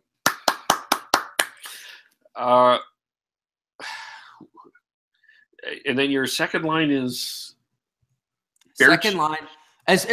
From what I can see, well, according to TSN, it's Sutter, Barchi, and who was the left wing? I don't know. But the other line was Bo Horvat. He would be on the Bo Horvat line, Gagne, with Louis the Great Eriksson on the third line.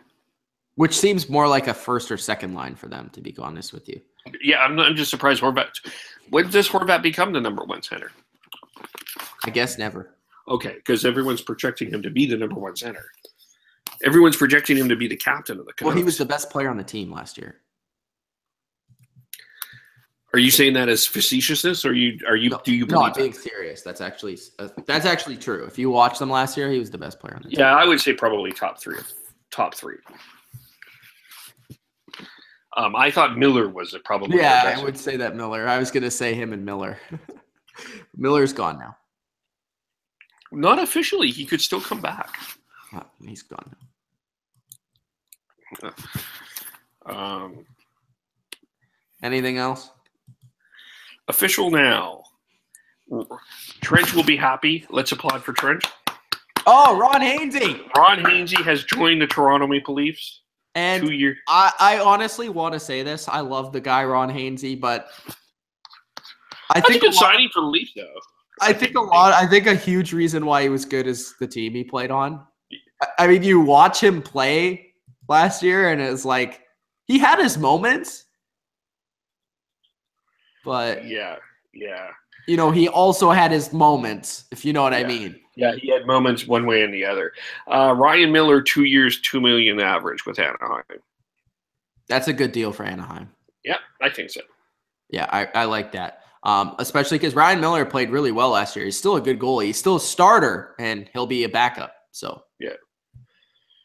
And you need two goalies to win, right, Kev? You do need two goalies to win.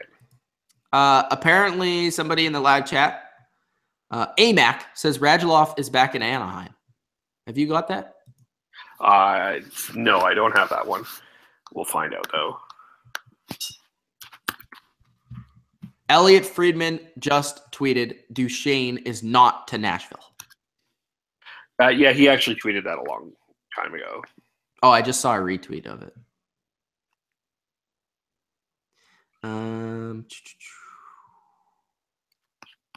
Bob McKenzie. Where you at, bro? I don't see that. I don't see the Radulov one. Maybe that's his guess.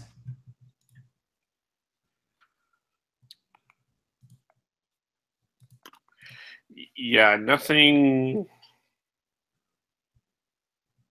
Yeah, what do you like about the Hainsey signing? Gives them a good veteran presence on the blue line. I think they did need that. He's a 5 or 6 defenseman, though he's not your top 4. And he does have playoff experience now that I think now he does, yes. Yeah, that can help. So so it's not a terrible sign. I think not signing for the Leafs today, I think is a good sign. I do think that one of the bigger losses is the loss of Brian Boyle. I think the Leafs will feel that. Unless they get a Marleau or a Thornton or another center back. But speaking on that, from Bob McKenzie, I believe it's fair to say Toronto made a major push to get both Marleau and Thornton. May still be in on Marleau. So it appears that Toronto is not going to get Thornton. So someone has signed Marleau. Or someone has signed Thornton? Is that what you're saying? Apparently. Or somebody, or Toronto is out on Thornton, at least. Ooh, yes, on.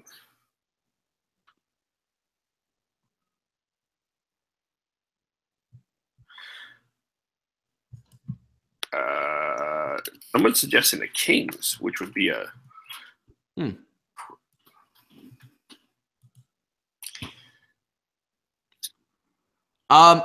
What's that video we're doing? What's that video?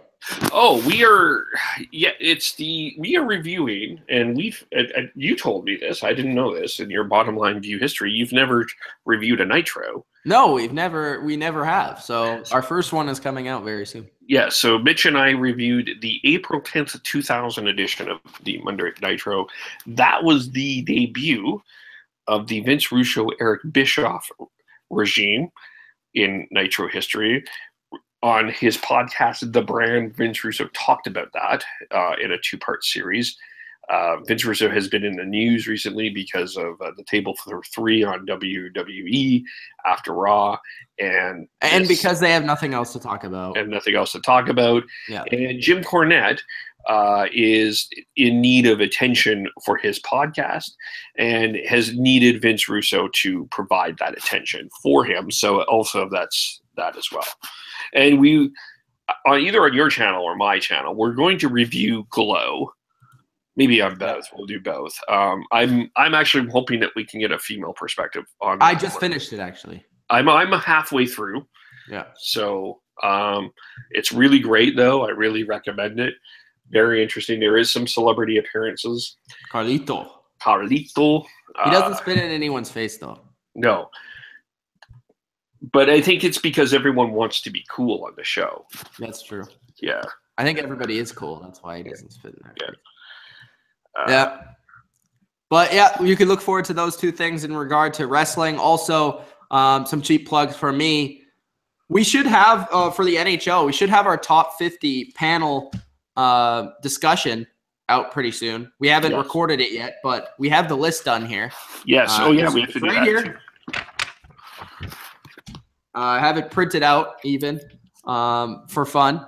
So myself, Trent, Adam, Kev should be getting ready soon, doing a video and recording our top 50 players of 2017 for the NHL. I did my top 100 players. Also today, there will be a video out of the top 100 NFL players, a comparison between my list and the players list. So that video is Dak Prescott number 14 on your list? No, he is. One sec. He is number 90.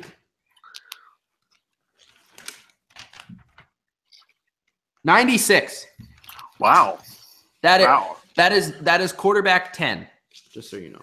Right. Yeah. So but it's interesting because the players list had 16 quarterbacks on their list. I had 10.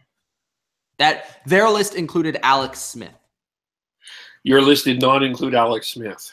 No, my 10 quarterbacks were Brady, Rodgers, Ryan, Carr, Stafford, Wilson, Luck, Breeze, Roethlisberger, and Prescott.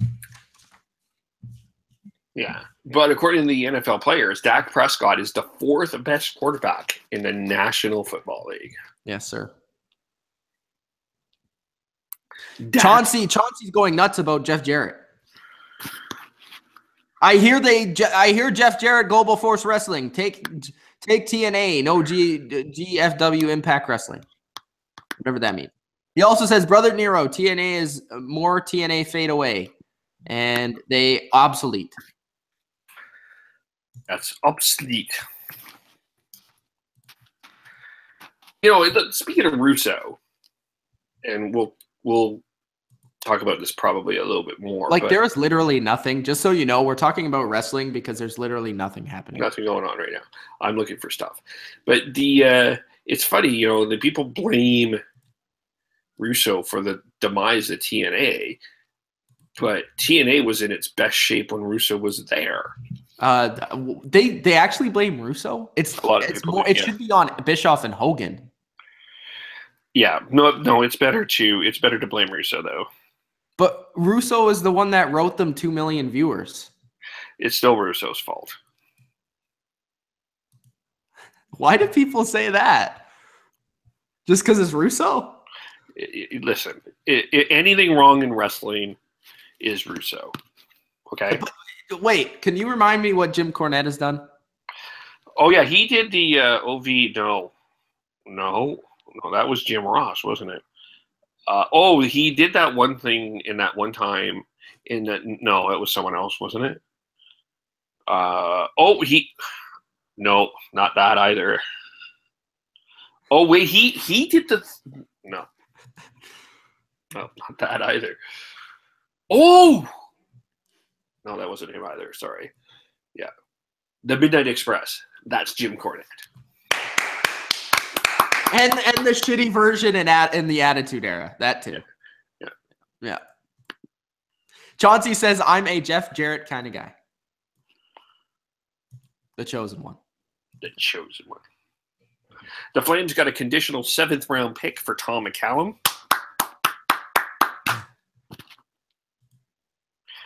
Wow, we're stretching. We're stretching. I guess how about we talk about our top 50 list? Yeah, did we it was because maybe my brain was off, but there was a few people I admit I forgot at the time. Yeah.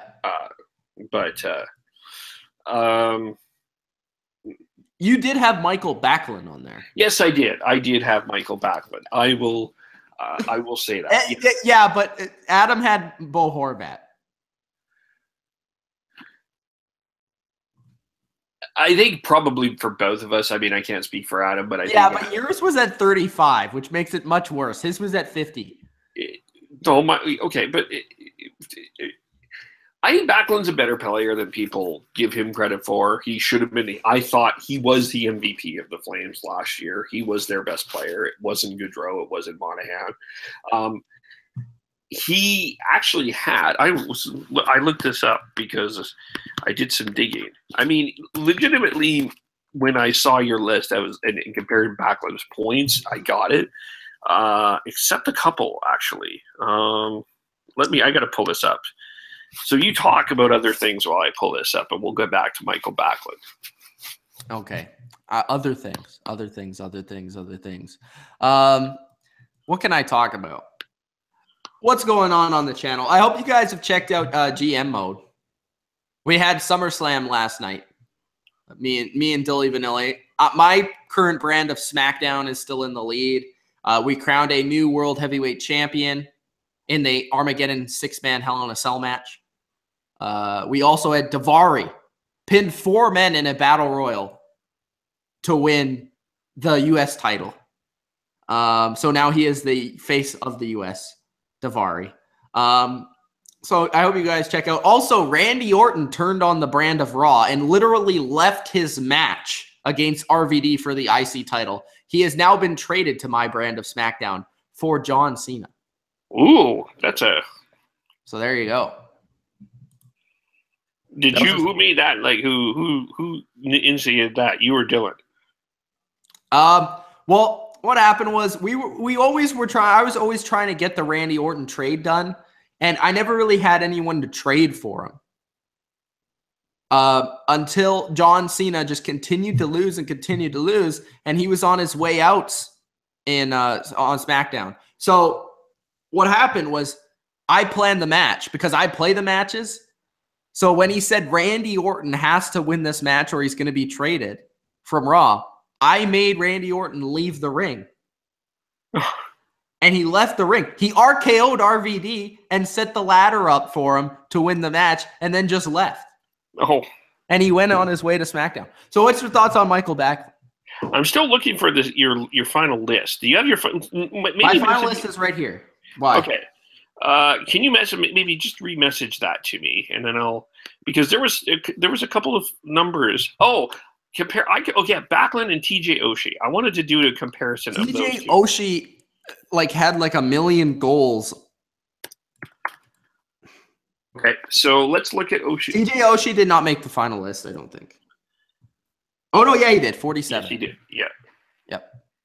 Oshie, who got an 8-year contract with the Washington Capitals. 33 goals, 23 assists, 56 points. And how many games? In 68 games. 33 goals in 68 games. 13 power play points. 4 game-winning goals, 1 overtime goal. Backlund.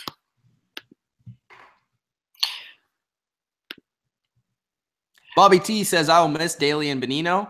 Oh, well, we still won the cup. It was a long shot to re-sign them anyways. We got Hunwick and Niemi, though. Not too bad. Yeah, I agree with that. Hunwick will be a 5th or 6th or maybe a 7th defenseman on the team. He says, and Niemi will be the backup goalie until further notice. Daly and Bonino, Rutherford made mention that we weren't going to be able to resign them. So, yeah, it's tough to see, especially, those two guys go that are great players, great teammates. The team loved them. And the big thing about the Penguins team of the past 3 years is they felt like almost like a family when you watch them play. And then when off the ice, the way they talk about each other. So it will be different to see them not in the lineup, but I feel like their better years are behind them, and you need to get rid of players before they fall off. So I understand why they let them go. Yeah. Backlund's numbers in 81 games. 22, 31, 53, plus 9, 16 power play points to Oshie's 13, 7-game winning goals. There you go. 2 overtime goals, 197 shots to Oshie's 143. Yes, I'll grant you Oshie played less games. 68 games. He had 33 goals, bro. Okay, he was like 4th in goals per game. Let me see. Yeah. But what else did Oshie do? He was on the best team in the NHL. But in terms of what else did Oshie do? He was better than Ovechkin this year, in my opinion. When I watched him play, he was better than Ovechkin. Yes, I said it. I wouldn't disagree with that, but I don't think Ovechkin was fantastic this year anyway. I don't know. I mean, I think you can make a case to put Backlund in your top 50. I mean, even 35. Well, that was a little high, but I had a couple of but I forgot about it. That was a weird list for me. But did we have? Is there a certain goalie from Pittsburgh on that list? Matthew. Yeah. Yes. Okay, good. So I was like, somewhere in the middle. Okay. But you look at Johnny. I mean, yes, he had Donnie. 7 hockey, Gaudreau. Okay. 18 goals, -7, 16 power play points, same as Backlund. 4 power play goals, 3 less than Backlund. Gaudreau, 3 game-winning goals, 1 OT. Backlund, 7 game-winning goals, 2 overtime goals. So I think in the clutch, Backlund has come through. Can someone explain to me what this says? Yes. Wrestle Zone on my Twitter. Debate in. Okay, this makes no sense. Debate in if the LeVar Ball segment was an overall success of fail. What the fuck does that mean? Debate in if the LeVar Ball segment was an overall success of fail for WWE.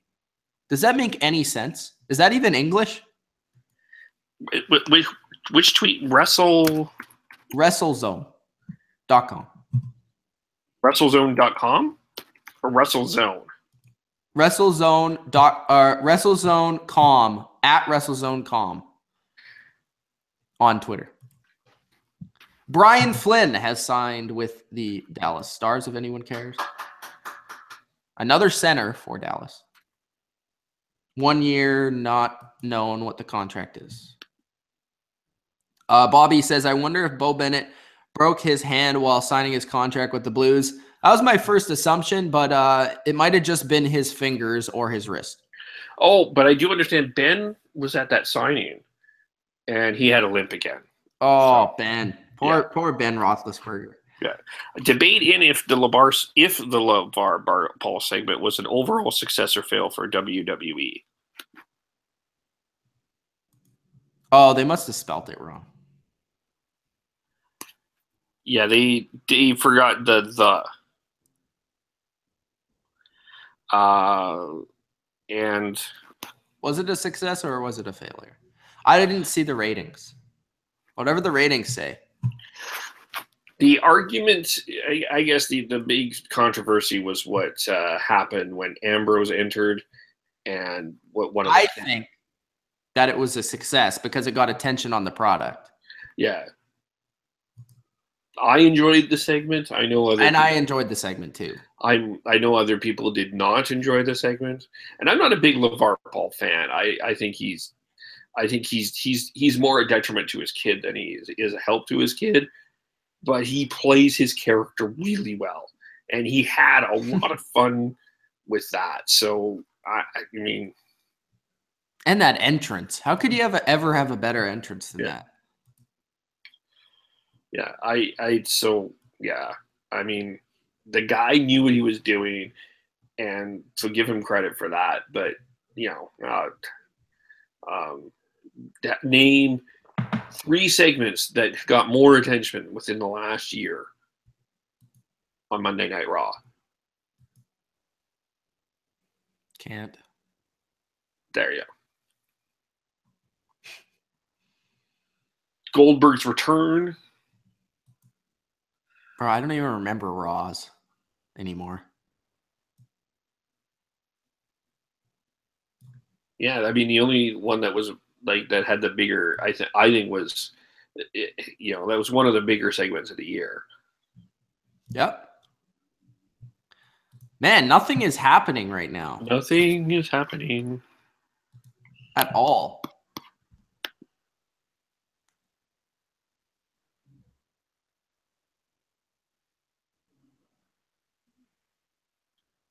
The Canucks are going to get 30 to 35 games and good upside from Nielsen. Saying that. That's what a tweet said.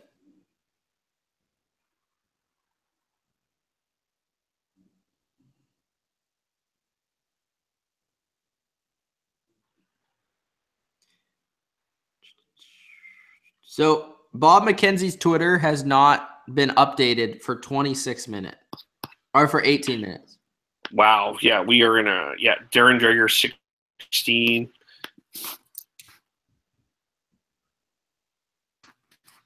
What's Elliot Friedman doing?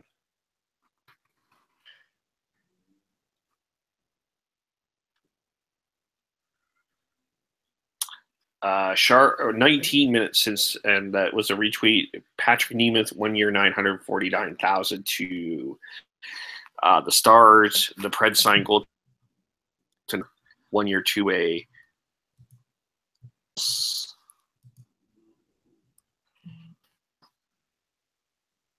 It's a very quiet time now.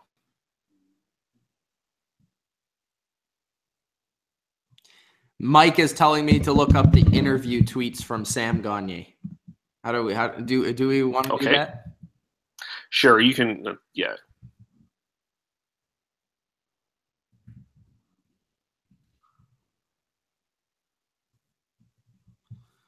All right, here we go.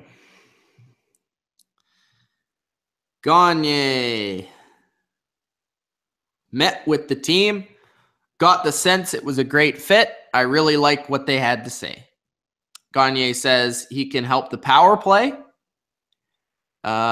with Newell Brown running the power play and Travis's vision. Hopefully I give it a boost. He then says Gagner on the Canadian market. Canadian market is a different animal, but I have been through it in Edmonton.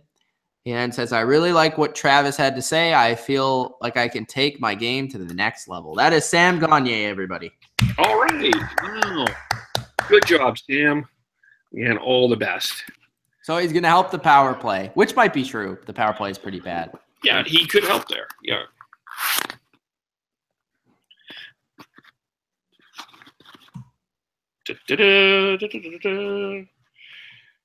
Yes, this is the slow point of our broadcast now. We need something big. Lance Boma signed. Oh, did he? Good. With the Chicago Blackhawks. Michael this is signed. Matt Tennyson? I don't know. Don't even ask. Go ahead. That's a guy, that Bowman. Can we talk about Bowman for a quick second here? Yeah, go ahead. That's a guy the Canucks, I think, should have had a good look. Here we go with the Canucks. He's I'm gonna look up the free agency players left. Okay.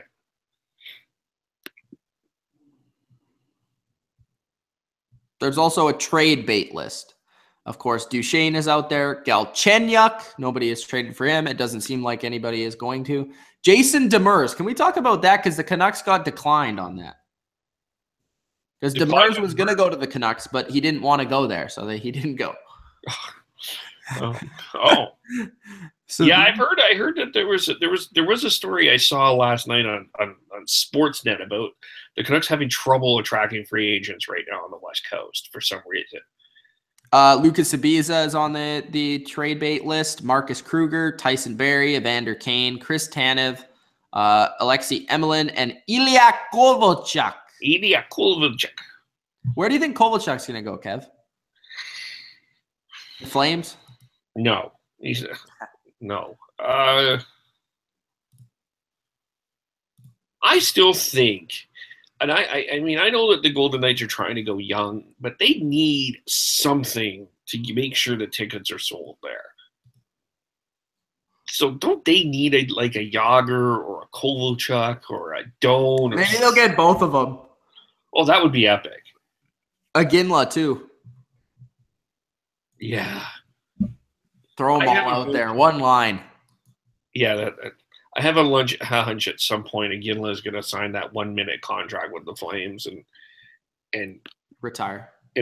Yeah. Yeah, maybe. Yeah, it's probably close for him to do that.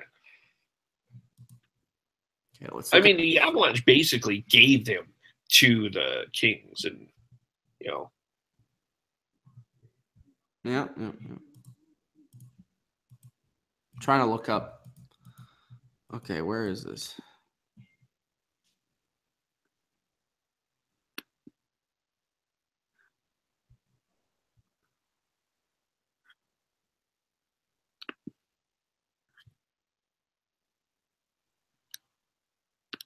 Apparently, Kovalchuk's decision won't come until at least Monday. Oh. We'll be with you until Monday here on the Bottom Line View. No, I'm kidding. No, thanks. Yeah.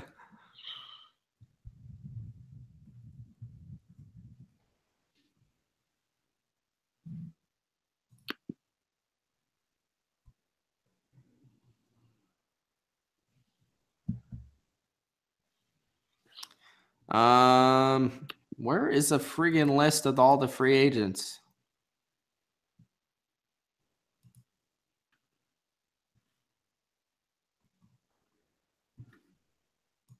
Okay, top 30 free agents still available. Let's look at this.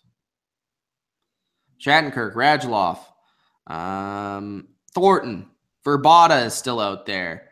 Marlowe is still out there. Markov, as far as I know, is still out there. Yager is still out there. Mike Fisher. You think Mike Fisher will re-sign with Nashville? It would make a lot of sense. That would probably make a lot of sense. I don't see him going anywhere else. Maybe what if he ends up in Pittsburgh? I can't see him playing anywhere than Nashville. I can't either. You gonna risk that marriage? No, I'm just kidding. Yeah. Thomas Vanek, if anyone's interested. Drew Stafford, I think is he still there? I would look at him if I was a team. Johnny Oduya, I would definitely look at. I would have a look at, yeah. Cody Franzen. He's a guy that's going to get he'll sign in August somewhere. Now Yakupov. What else we got? Daniel Winnick, Chris Kunitz, Jerome Ginla, Yuri Hudler, Mark Streit, Chris Versteeg, Alexander Burmistrov, I feel should be. Versteeg signed with the Flames. Oh, he did? Okay. Yeah. Scott Hartnell. I would have a look at Scott Hartnell. P.A. Parento. I would look at P.A. Parento in a 1-year situation. What are those players that I just named? Which ones do you think would fit best in Calgary, and which ones do you think will give the most to a team? I think the Flames could use a Hartnell, but that might be a little too pricey. I think in the right situation, a guy like Yuri Hoodler can work. He played so well with Monahan and Goodrow a few years ago.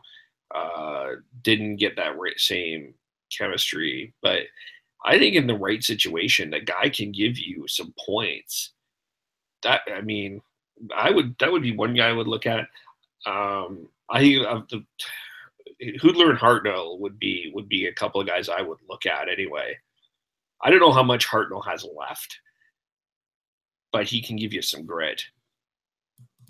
Yeah, Hartnell's kind of a bigger guy. I don't think he could score many more goals. I don't think he has much left in him in that regard.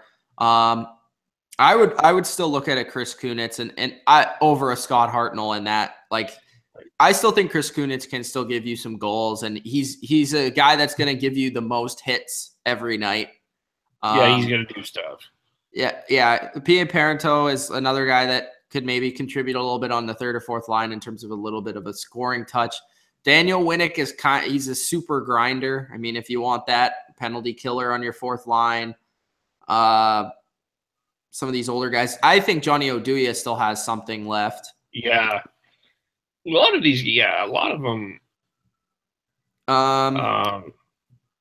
Yager, I would definitely look at. I mean, I don't know why more teams aren't calling Yager.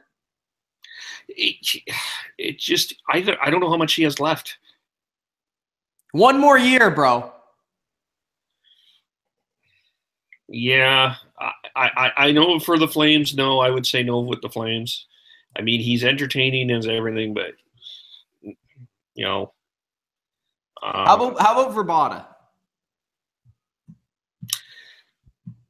I feel like Verbata is a bit of a cancer in the dressing room.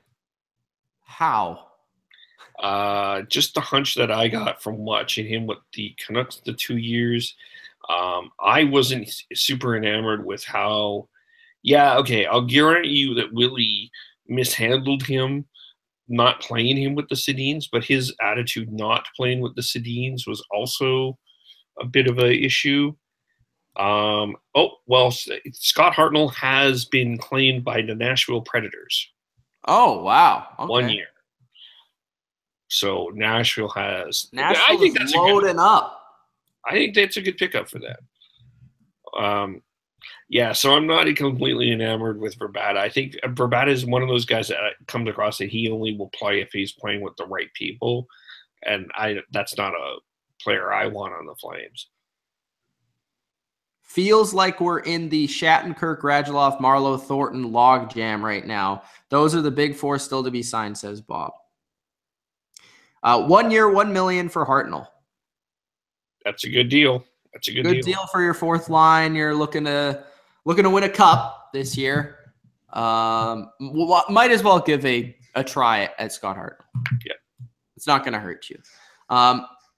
We have a couple comments here. What do you think about the Canucks signings? We've talked at length about the Canucks today. Yeah. Let's put it short. We like Del Zotto. Yeah. We didn't like Gagne. And we didn't mind the goalie signing and the defenseman signing, I guess. Right? Yeah. The Weircock signing is a depth move. Anders Nilsson is a solid backup to Markstrom. And Del Zotto is a good term that I think can play 4, 5, 6 on your team. I just don't see where Sam Gagne is a fit on this team. And I think they have him playing wing, which that's not even his position. Yeah. And they signed him for 3 years, which is not what I would sign Sam Gagne for, but you know. He asked, where is the best fit for Duchesne? Well, obviously Pittsburgh.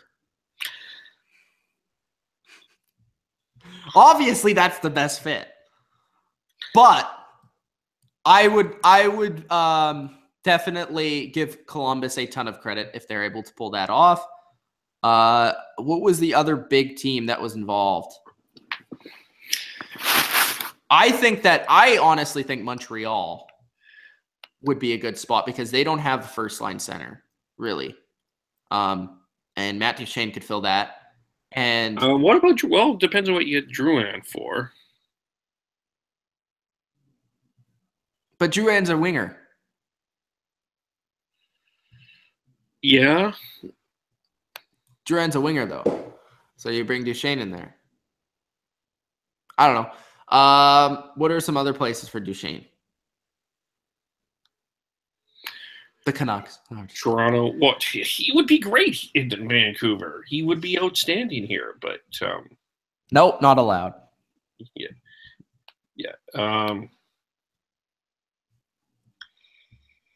We haven't seen anything from Vegas. No, not yet, eh? Nothing. That's a good point. Vegas has done literally nothing. Derek Grant, who is signed, former Flames, signed with Anaheim, a one-way deal. Yeah.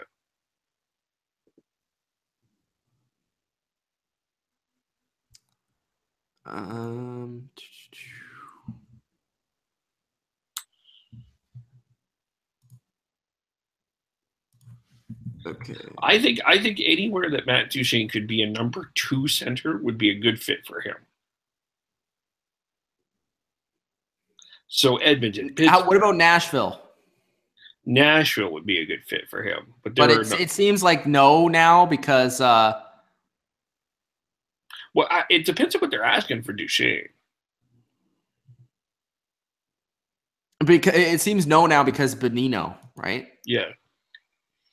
The last real report on him was like yesterday. There were some reports about Columbus, Nashville. There was also a report here continuing to hear Pens and Avalanche are discussing Matt Duchene.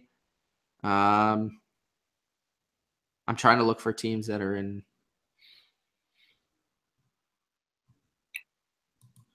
The Rangers wouldn't be bad. Rangers. Because I think Vigneault's still a good coach. Washington would be okay. Ottawa would be an interesting place for him. Ottawa, yeah. But I don't think they are even in discussions. Where? What about Bobby Ryan? What's going on with him? Was he unprotected? He's not an unrestricted free agent, though, is he? Bobby Ryan? He wasn't unrestricted. I think he signed for one more year. Okay.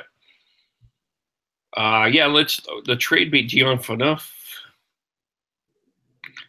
Yeah, nothing.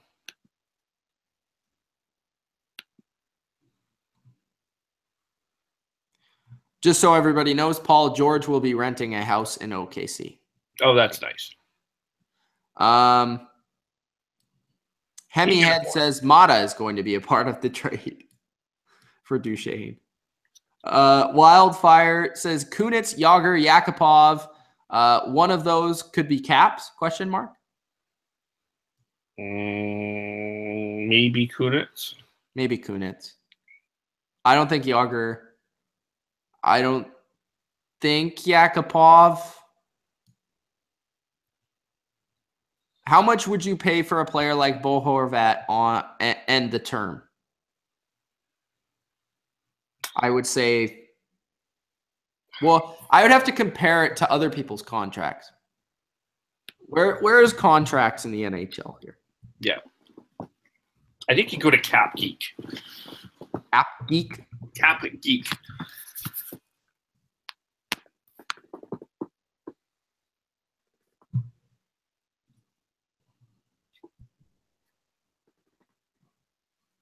Can you just look at centers?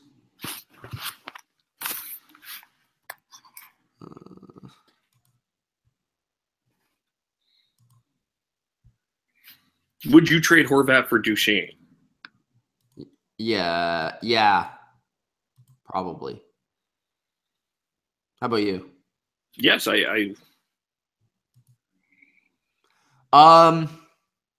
Okay. So let's look at the salary here. So, okay, let's look at Bo's numbers. Okay. So I was guessing around 5 million. Yeah. That's the same as right now Mark Scheifele, Brassard, McKinnon, Anisimov, Andrew Shaw, Dave Bolin, Miku Koivu, Brian Little. So that would be around his territory there. Brandon Sutter makes 4.2, just way too much money. Duchesne currently makes $6 million. So I would say that Horvat, I would pay 5 to 5.5, because once you get to 6 million, it's a little bit different territory. It's more like Tavares. Yeah.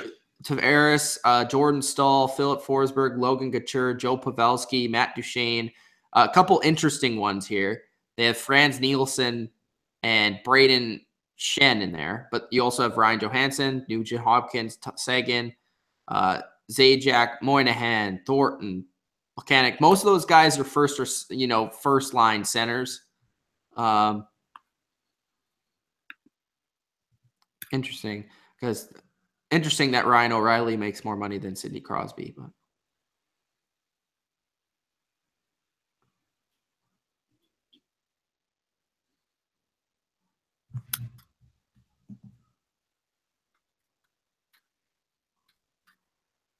Mike asks, what do the Canucks do next year when the Sedin's contract expire? Do they spend money or resign? Spend money, right? It depends. It depends on It depends how much the Sedins want. If the Sedins are willing to come back on 1 to 2 year contracts for not that much money, like $2 million a year, like, is that like two to 2.5? Is that fair? Sure, that's fair. For if what everybody's saying is that they're committed to Vancouver and they don't want to move and they don't want to, or they're going to retire. Are they going to retire? I would think they're close to it. They definitely look like they're close to it. So Monahan is getting 6.5. Which that seems like a lot. But he was just signed, right? Yeah, last year. So maybe Horvat will be closer to 6. But I would say his value is somewhere between 5 and 6. Okay, let's do a comparison of Monahan and Bo Horvat here. Although Monahan's a year younger. He is? Or a year off.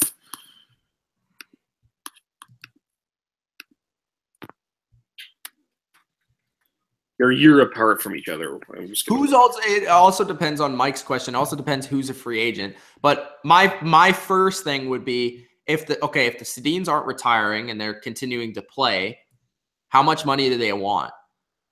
Because that they've said that they don't want to play anywhere else than Vancouver. So use that as leverage.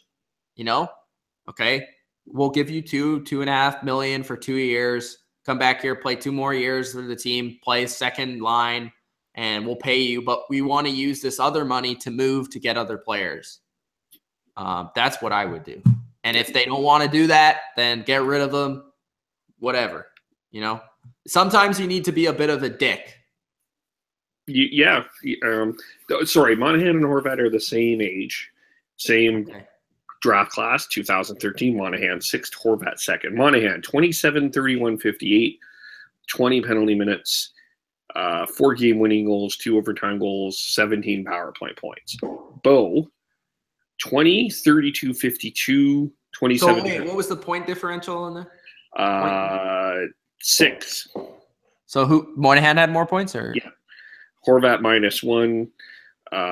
That's pretty even because Moynihan's team was also a lot better, and he's playing with better players. Yeah, so 158 shots compared to Monahan's 199. 1 game winning goal for Bo Horvat. 10 power play points. You and your game-winning goals and your power play points. Or short. Well, I mean, it's clutch times, right? Like, yeah, I don't know. I don't know about power play goals. Game-winning goals is a little different. Game-winning goals is big. Wildfire says, I could see the Capitals signing Yakupov because Kuznetsov, Ovechkin, Orlov are all on the Caps and they're all Russian. Yeah, I understand. Maybe they'll give him a shot. But I think he'll go somewhere that he's guaranteed a place on the roster at some, like, to start off, because I don't even know if he'd make the roster for Washington, if he would make the top 4 lines, because he's a scoring forward that for Washington would be on like the 4th line. So does that make a lot of sense? I don't know. just look at something else up here.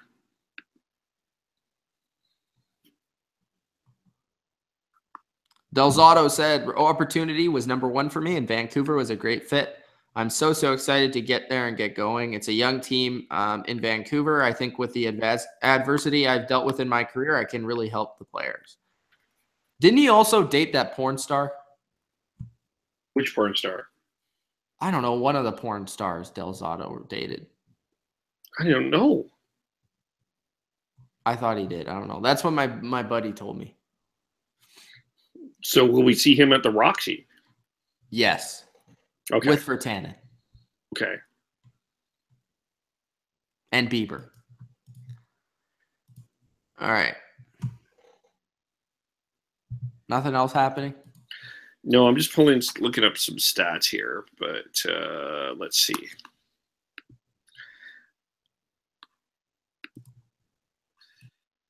So face-offs, comparing our friends Bo to Monty.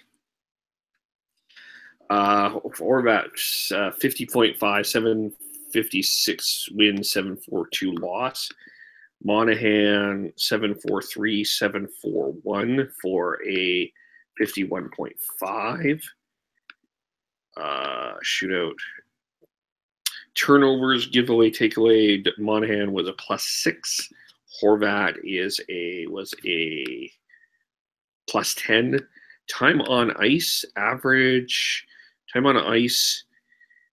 Average time on ice, Horvat 18:20 and Monahan 17:35. So they're pretty even. So what you're telling me is you just compared the 2 most even players in the NHL. I just did. Like they're literally like almost the same. Yeah, so you can make an argument to give Horvat 6 if you're going to give Monahan 6. Okay.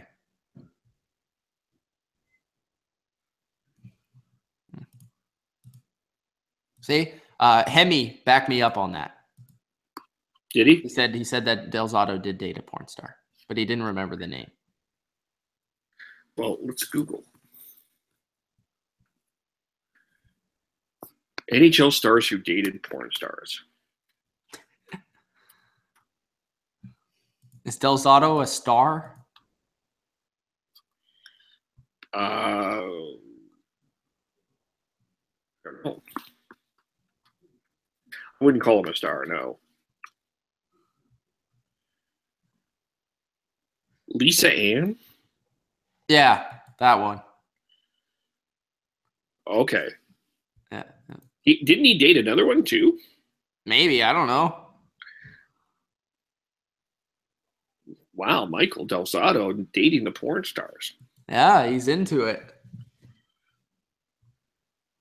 Oh, that's a future agree or disagree. I'm going to do it. Agree or disagree? Dating a porn star. Would you date a porn star? Yakupov could replace Williams? ? I don't know about that. Oh, yeah. I mean, Yakupov can replace Williams in terms of a body, but he wouldn't replace Williams in any other way, shape, or form. Yeah, that's probably a good way to put it. I mean, unless you get Yakupov's absolute potential. The Buffalo Sabres have signed Adam Wilcox. Winnipeg signed Michael Sgarbosa. These players are bombs. Can we get some Thorntons out here? Yeah, we're in the middle of nothing going on here, Mr. Mitch. So does this feel like we should end the? We should, and then if anything happens, we'll do a video and I'll comment on it. Yeah, we'll be tweeting throughout the day, and we'll also probably do a recap. Definitely Puck It Up podcast on it, and we also need to get Trent and Adam's thoughts, right? Yes. When are Trent and Adam available? I don't know. I haven't even heard from this Fitty Trent guy. He's disappeared. Let's tweet. Where's Fitty Trent? Let's find Fitty Trent. Hashtag Where's Fitty Trent? Where's Fitty Trent? And Adam. And I wasn't too harsh on the Canucks, was I? Because I know that people get upset at I was harsh on them too, so I can't be the one to answer that question. Okay, fair enough. But let's I don't know so we will do a Puck It Up podcast probably. Maybe we'll try Sunday or Monday yet because I think there'll be some interesting things happening. But yeah, I think we're in the lull of nothing going on. Usually there'll be a couple of more big signings tonight. I think, there's usually the breaking news that something will happen tonight. Yeah, while everyone's out partying and you're like, oh my God, this guy got signed. Yeah. All right. I remember a few years ago that happened when Brad Richards was close to signing for the Flames, but and then everybody went nuts, and then that didn't happen. So Matt Duchene to the Penguins. It's going to happen. Just waiting on it. Yeah, just waiting for confirmation there. Jaromir Jagr to the Penguins as well. Yes. Golden State Warriors. All right, guys. Thanks for joining us here live on the NHL Reactions and Analysis Show on the Bottom Line View. We stayed as long as we could and gave you as much as we could. Yes. Here, but it just got to a point where there's nothing else to really talk about other than porn stars dating hockey players. Yes. So thank you guys for joining us. It's Mitch and Kev on the Bottom Line View. If you enjoyed it and you're new, subscribe to the channel, like the video, and continue to support the NHL content on our channel. We love it. Thanks, guys, for watching. Peace out. Peace.